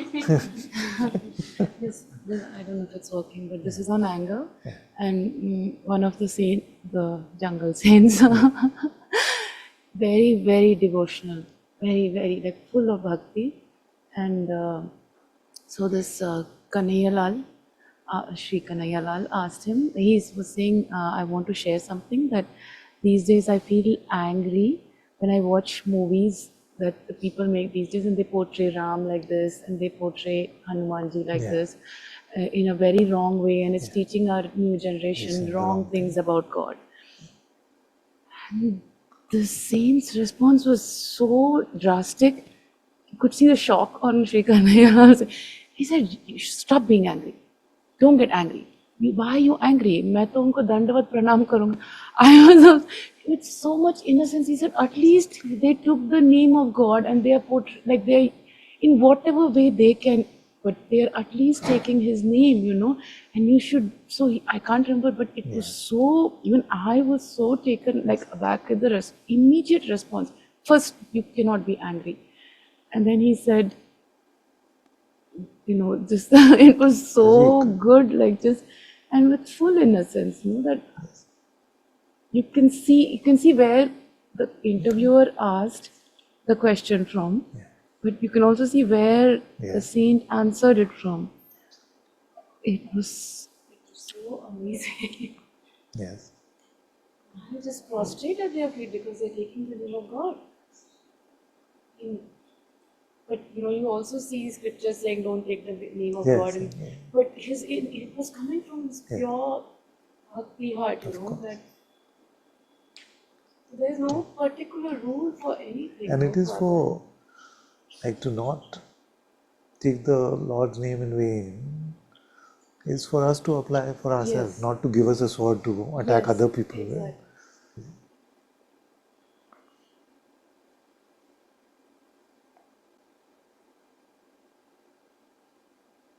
Very beautiful. Very beautiful.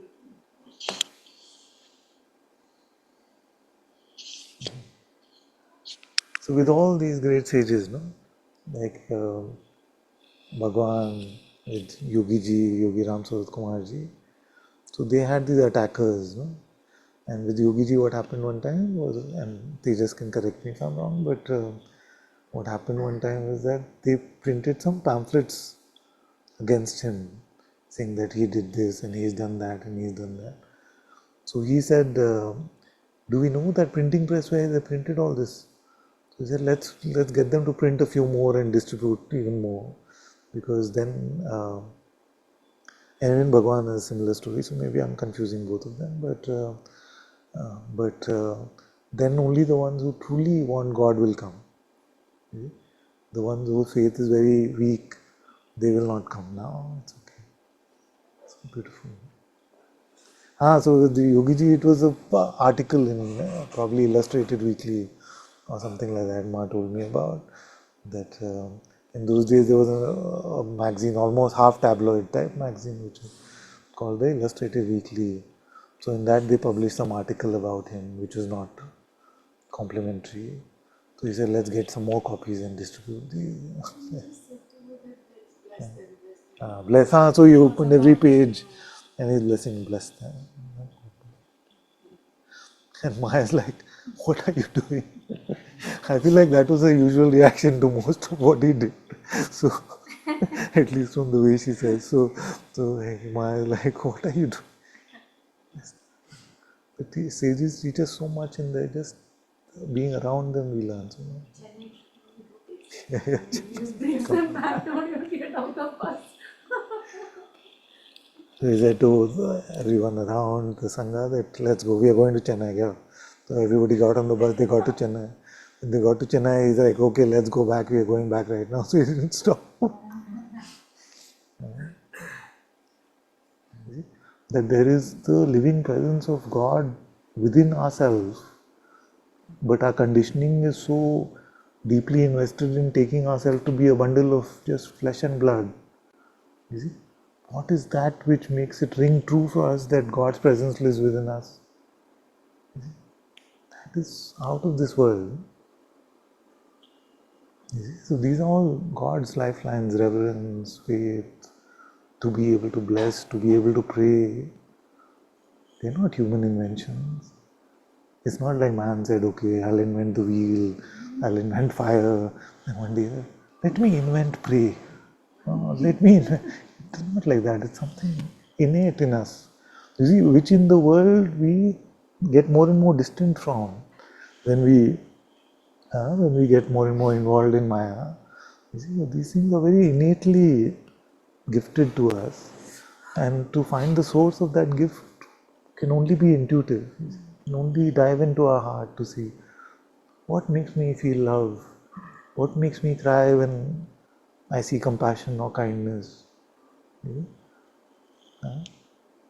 So where does it come from? All of this, it's not human invention. And this much actually should be enough to open the eyes of any atheist like I was, because I didn't notice all of these things properly. I thought I was very scientific, but I never asked, what is all this? Where does it come from?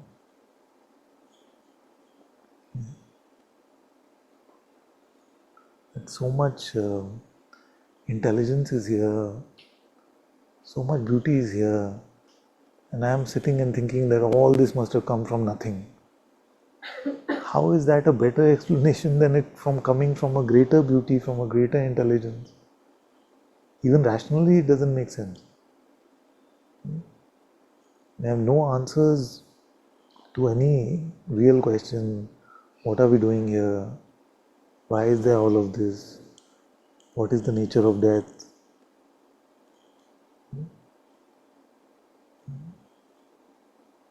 Logically, we say that the atmosphere of Earth is so delicately balanced. Correct. More of heat, more of cold, less of distance from sun. If it is not a light, It is like such a, if you were just to make it scientific odds, it's like immensely low probability, of life. But what is life? Who put it there? Just some gases started to collide and create substances, and life came. You see, and not just this. I ranted about this the other day also. But not just did life come, like single cellular organisms. Then those single cellulars started to work with each other.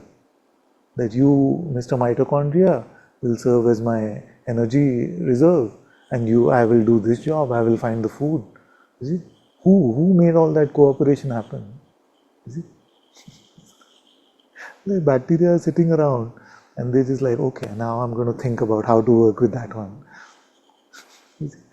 So, from the way I see it, and I'm as foolish as I was before, but atheism seems like the most irrational thing to follow.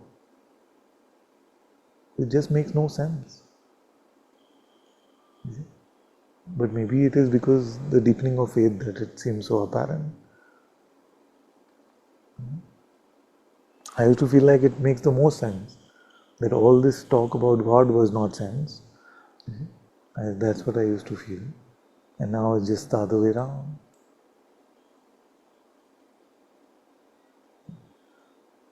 Somewhere it's just less scary.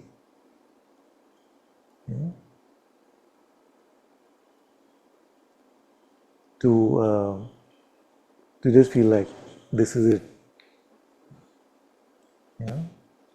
Don't worry about these big things.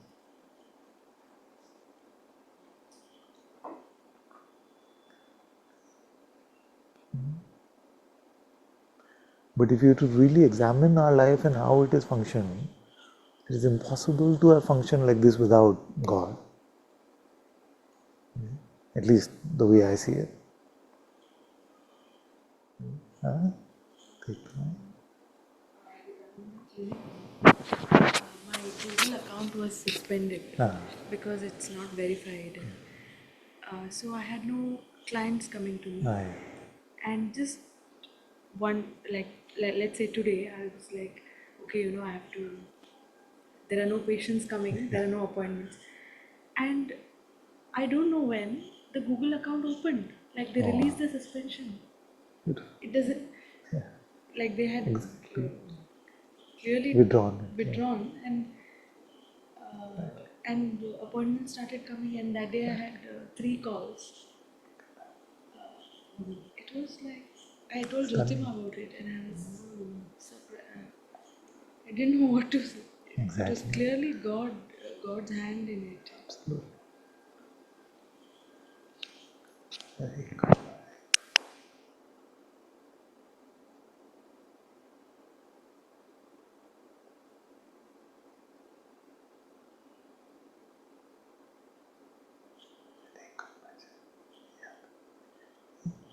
So this is how our faith just keeps deepening.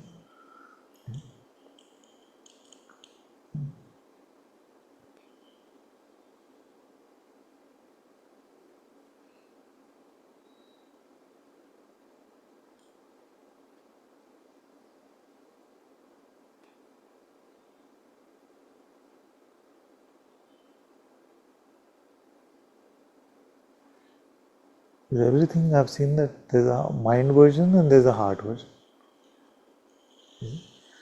Like I was saying about watching the Ramayana also. The mind version is, yeah, of course. Vibhishan was the Ravan's brother.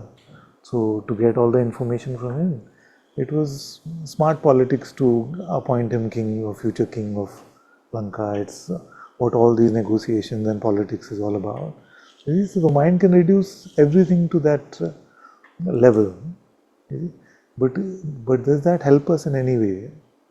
It hurts. We cut the branch on which we are sitting in this way. Huh? Yes, so much beauty that yeah, your brother of that one who has caused you such harm, you're not suspicious about him, you're giving him space in your house basically, and you're not, and you can see in his eyes that he loves God, he loves you so much.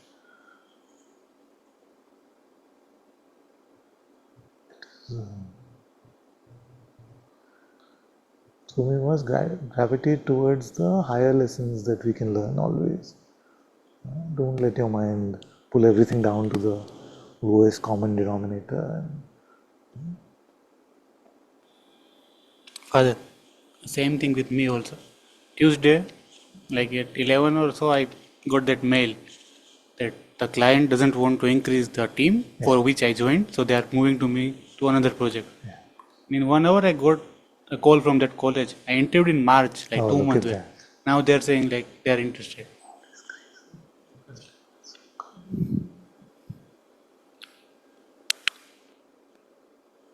Look at that. See, yet our mind will find a way to make it like, oh, by chance, coincidence. It's not. And the amount of times these things happen in our life, and God has been saying hello to us so often, and we just don't turn to Him. So I'm very glad that to share His love in this way.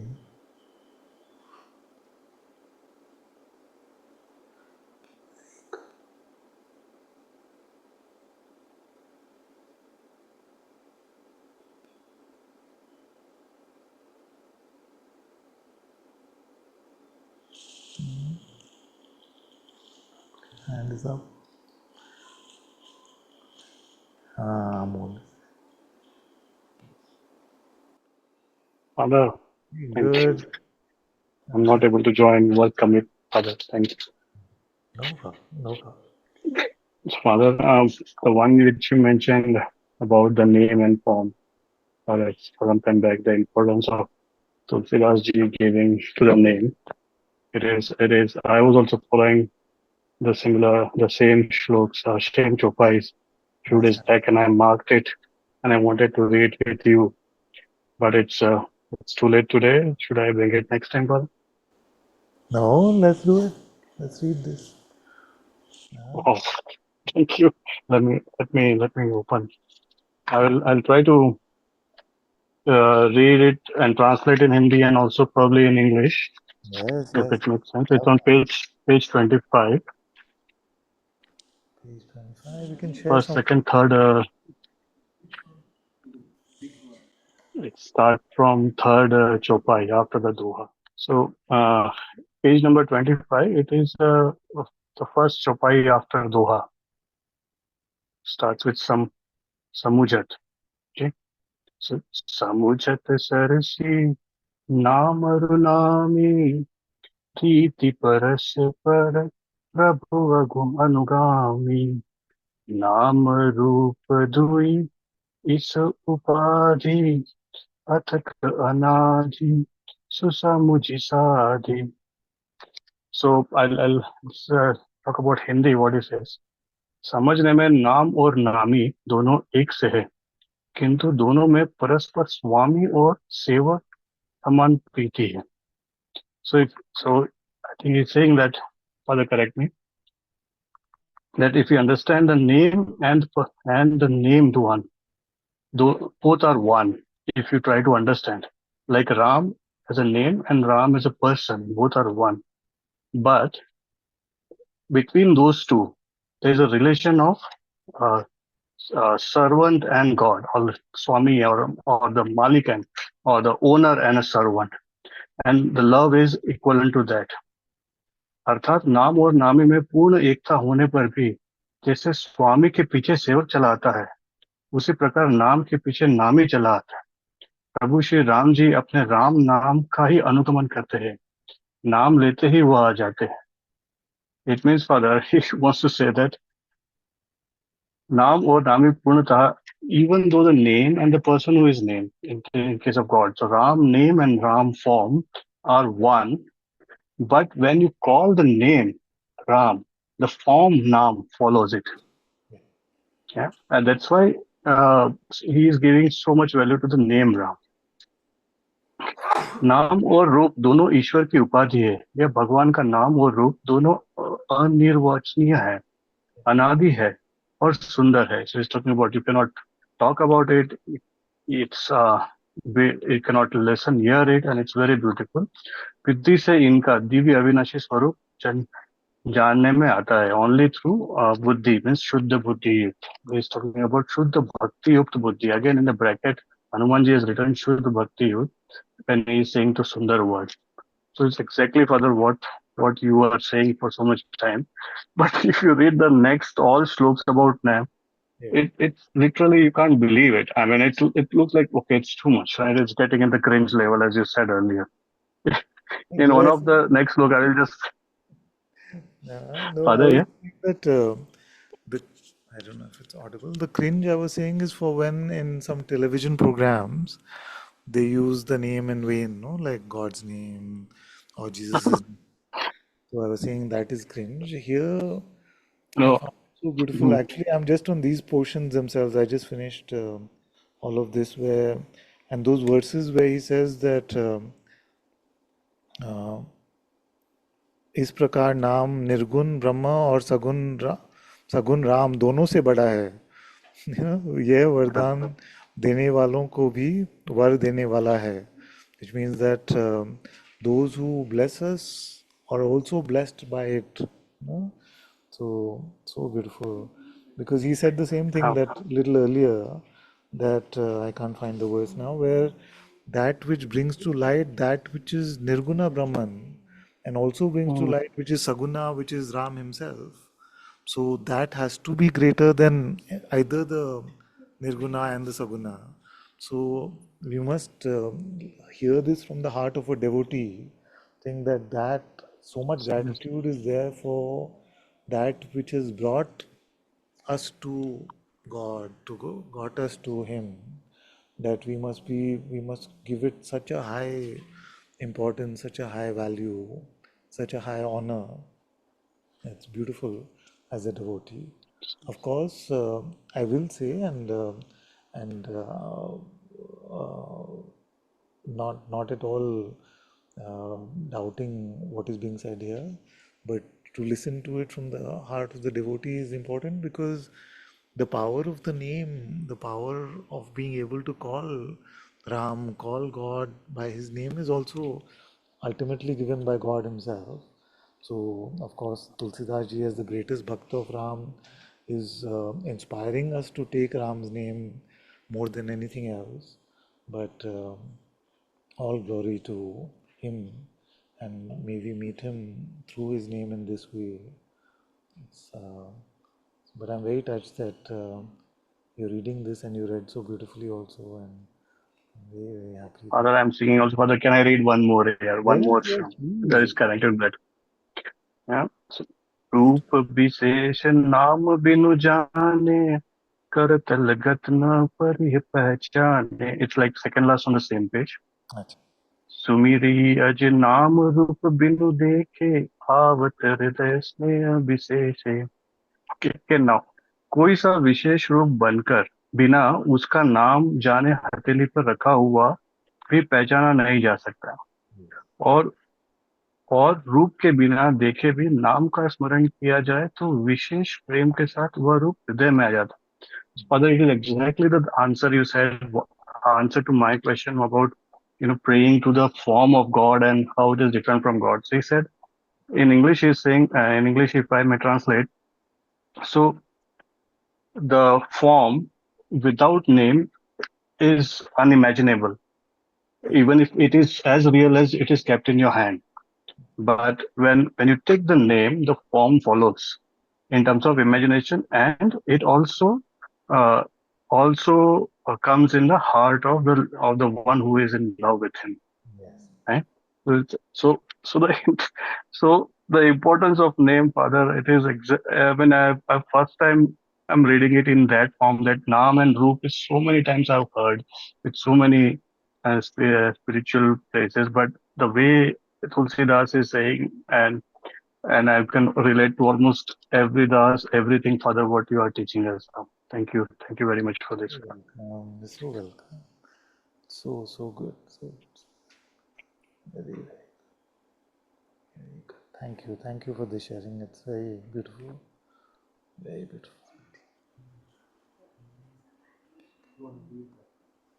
It just arose in my heart to just gratitude um to you and I just so just somehow it became clear that um it's These so kids are making too amazing. much noise. 1 second. Let's hear what he says. Like it became clear that um like sometimes like the spirit of God uses like someone to like speak to you, but they themselves are not like fully conscious about like the reality of God, and it's something that I've really seen this and I'm just so like grateful because like I don't know if you know about like prophets and like because like when I was like growing up in like school and this like sometimes like when I was like full and this kind of thing, um the spirit of God will like speak through like a prophet and speak to you something, and but they are not like, because the sense of personhood is so strong, the reality of personhood is so like deeply strong in them.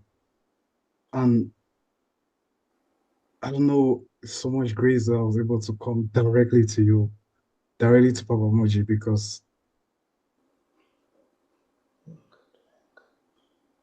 it's like it's something worthless. I don't know if words can really express.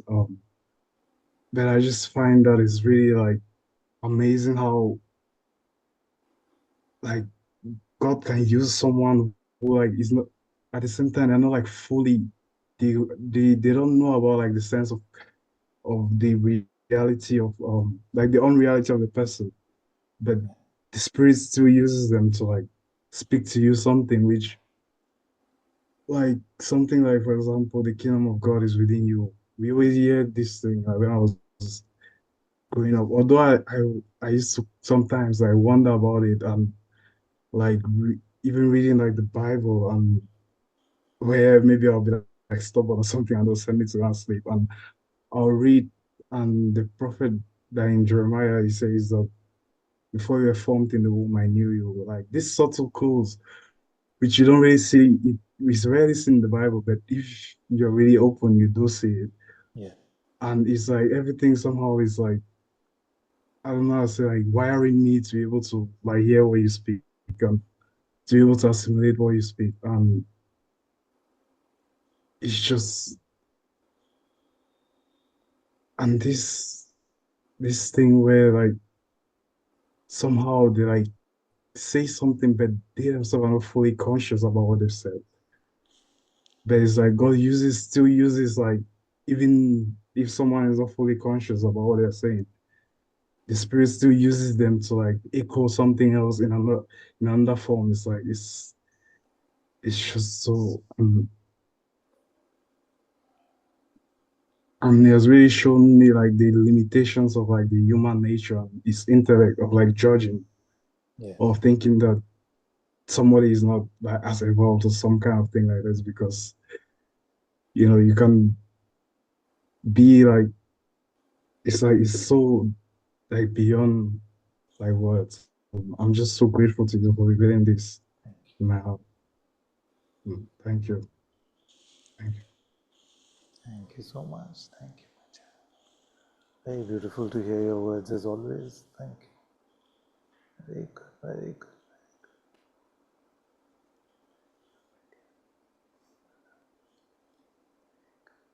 Bless you. Bless you. Bless you. Okay, let's go to Giri.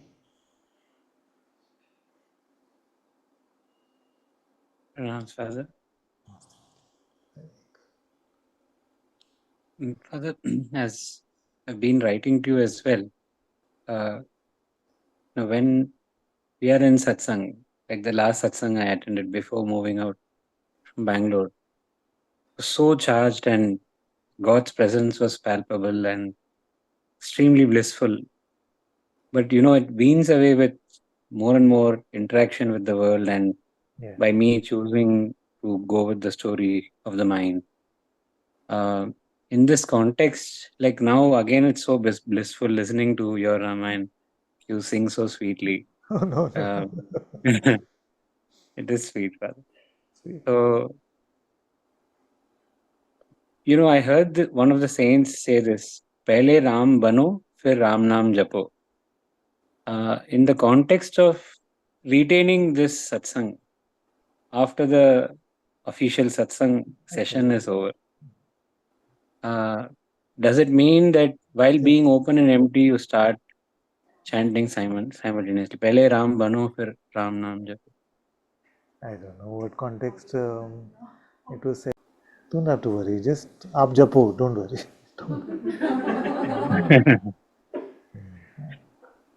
No, I mean Yes, it. Father. Just don't put any obstacle to, and I respect to you said it's a sage who said it, so obviously it is most likely that I am misunderstanding. But just for all of you, I want to say, just you start praying, you start doing the japa. Don't wait. Don't worry. It's okay. Other in this context, I see this, that when it is open and empty, and this reminder comes that Father has asked us to chant even when you're open and empty, and the heart loves to chant. Sometimes this conflict comes that the end goal of of chanting is open and empty. So when you're already open and empty, why do you chant? But somewhere I do feel that the chanting would sustain the satsang or being open and empty. So there's this block here I wanted to expose The Father in end, this context. the end goal of both open and empty and chanting is the true self-knowledge, true love for God, and true servitude to God. So that is the end goal of both of those. So God Himself is the end goal, because only in God's light, as the Sadguru presence, as the Atma within, can we come to true self-knowledge, the true recognition of the Nirguna Brahman, the pure awareness as our reality, and the true love for God is deepened as we remain in the unborn, or as we chant His name, or any spiritual path, and the sense of being empty of all pride and for this life to be in service to Him. All of these are the fruits of whatever spiritual practice we may employ. So don't worry, you don't have to, none of the spiritual practices are in competition with each other. You don't have to worry about picking the highest one or not picking a lower one. Just keep God in your focus, and the right method, the right way to do it will also reveal itself, and it may change from time to time. So don't have to worry about any of that.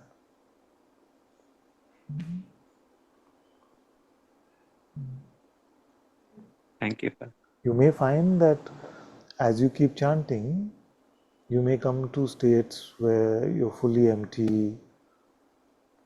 You may be in some samadhi states also, but the value is not about the state that we get into. The value is who we meet in that state. You see? The value is always about who we meet. And God has not made a restriction that you can only meet me like this or you cannot meet me like that. So no state is of any value independent of who is there. You see, all value comes from the fact of who is there. Otherwise, why would a dark, empty space be of any value?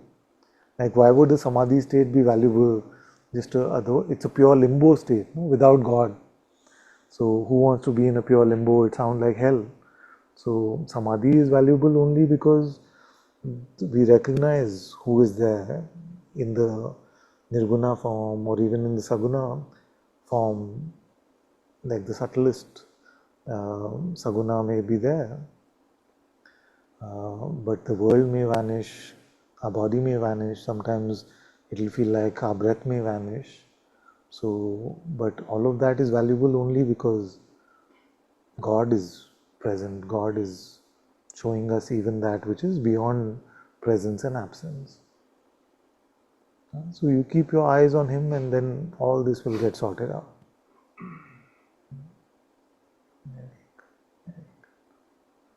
And don't try to do this for yourself, because anytime we try to exert our own ideas or our own curriculum on ourselves, then we are sort of inadvertently blocking the curriculum of the Atma. So in your discipleship of the Atma, allow Him to guide you every moment. Very good, very good. I feel grace has created the perfect environment for you to deepen in your love for God, in your coming to His light. So have that faith and keep deepening like you are.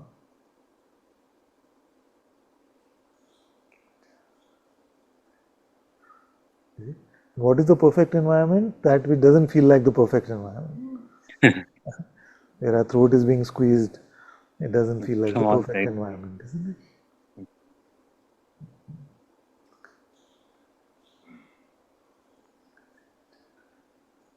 Okay, let's go to Muni. Can you hear me? Just about, my dear. Is it better now? Yes, much better. Thank you. Thank you. Thank you for today's satsang. Very welcome. Very welcome. I just felt to come somehow. I saw some of that back and forth happened again today. Also this little bit, I feel at one point to speak you, then at another point no. Yeah. And It's fine. Like that. Don't worry. It's fine. It can happen. Yeah. I just would somehow like to ask you for your help, but I don't know if it's. I feel I need your help.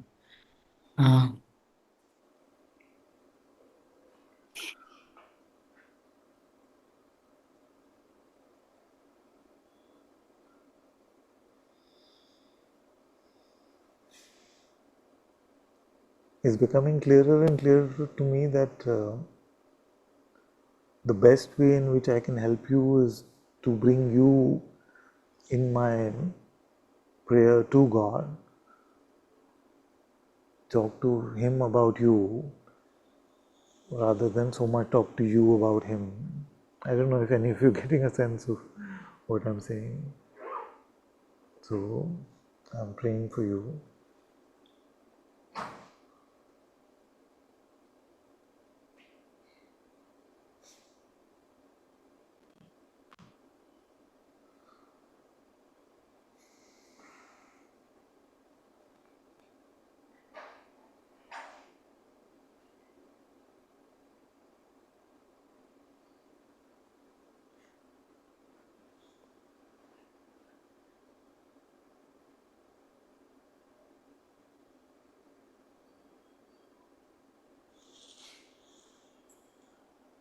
Bless you, Major.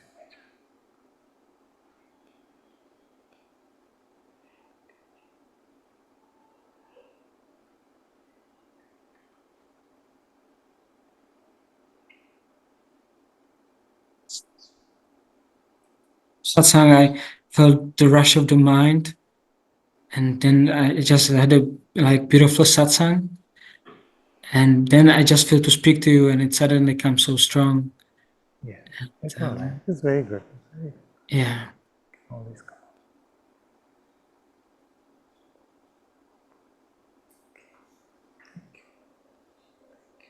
Bless you all. Love you all so much. My love.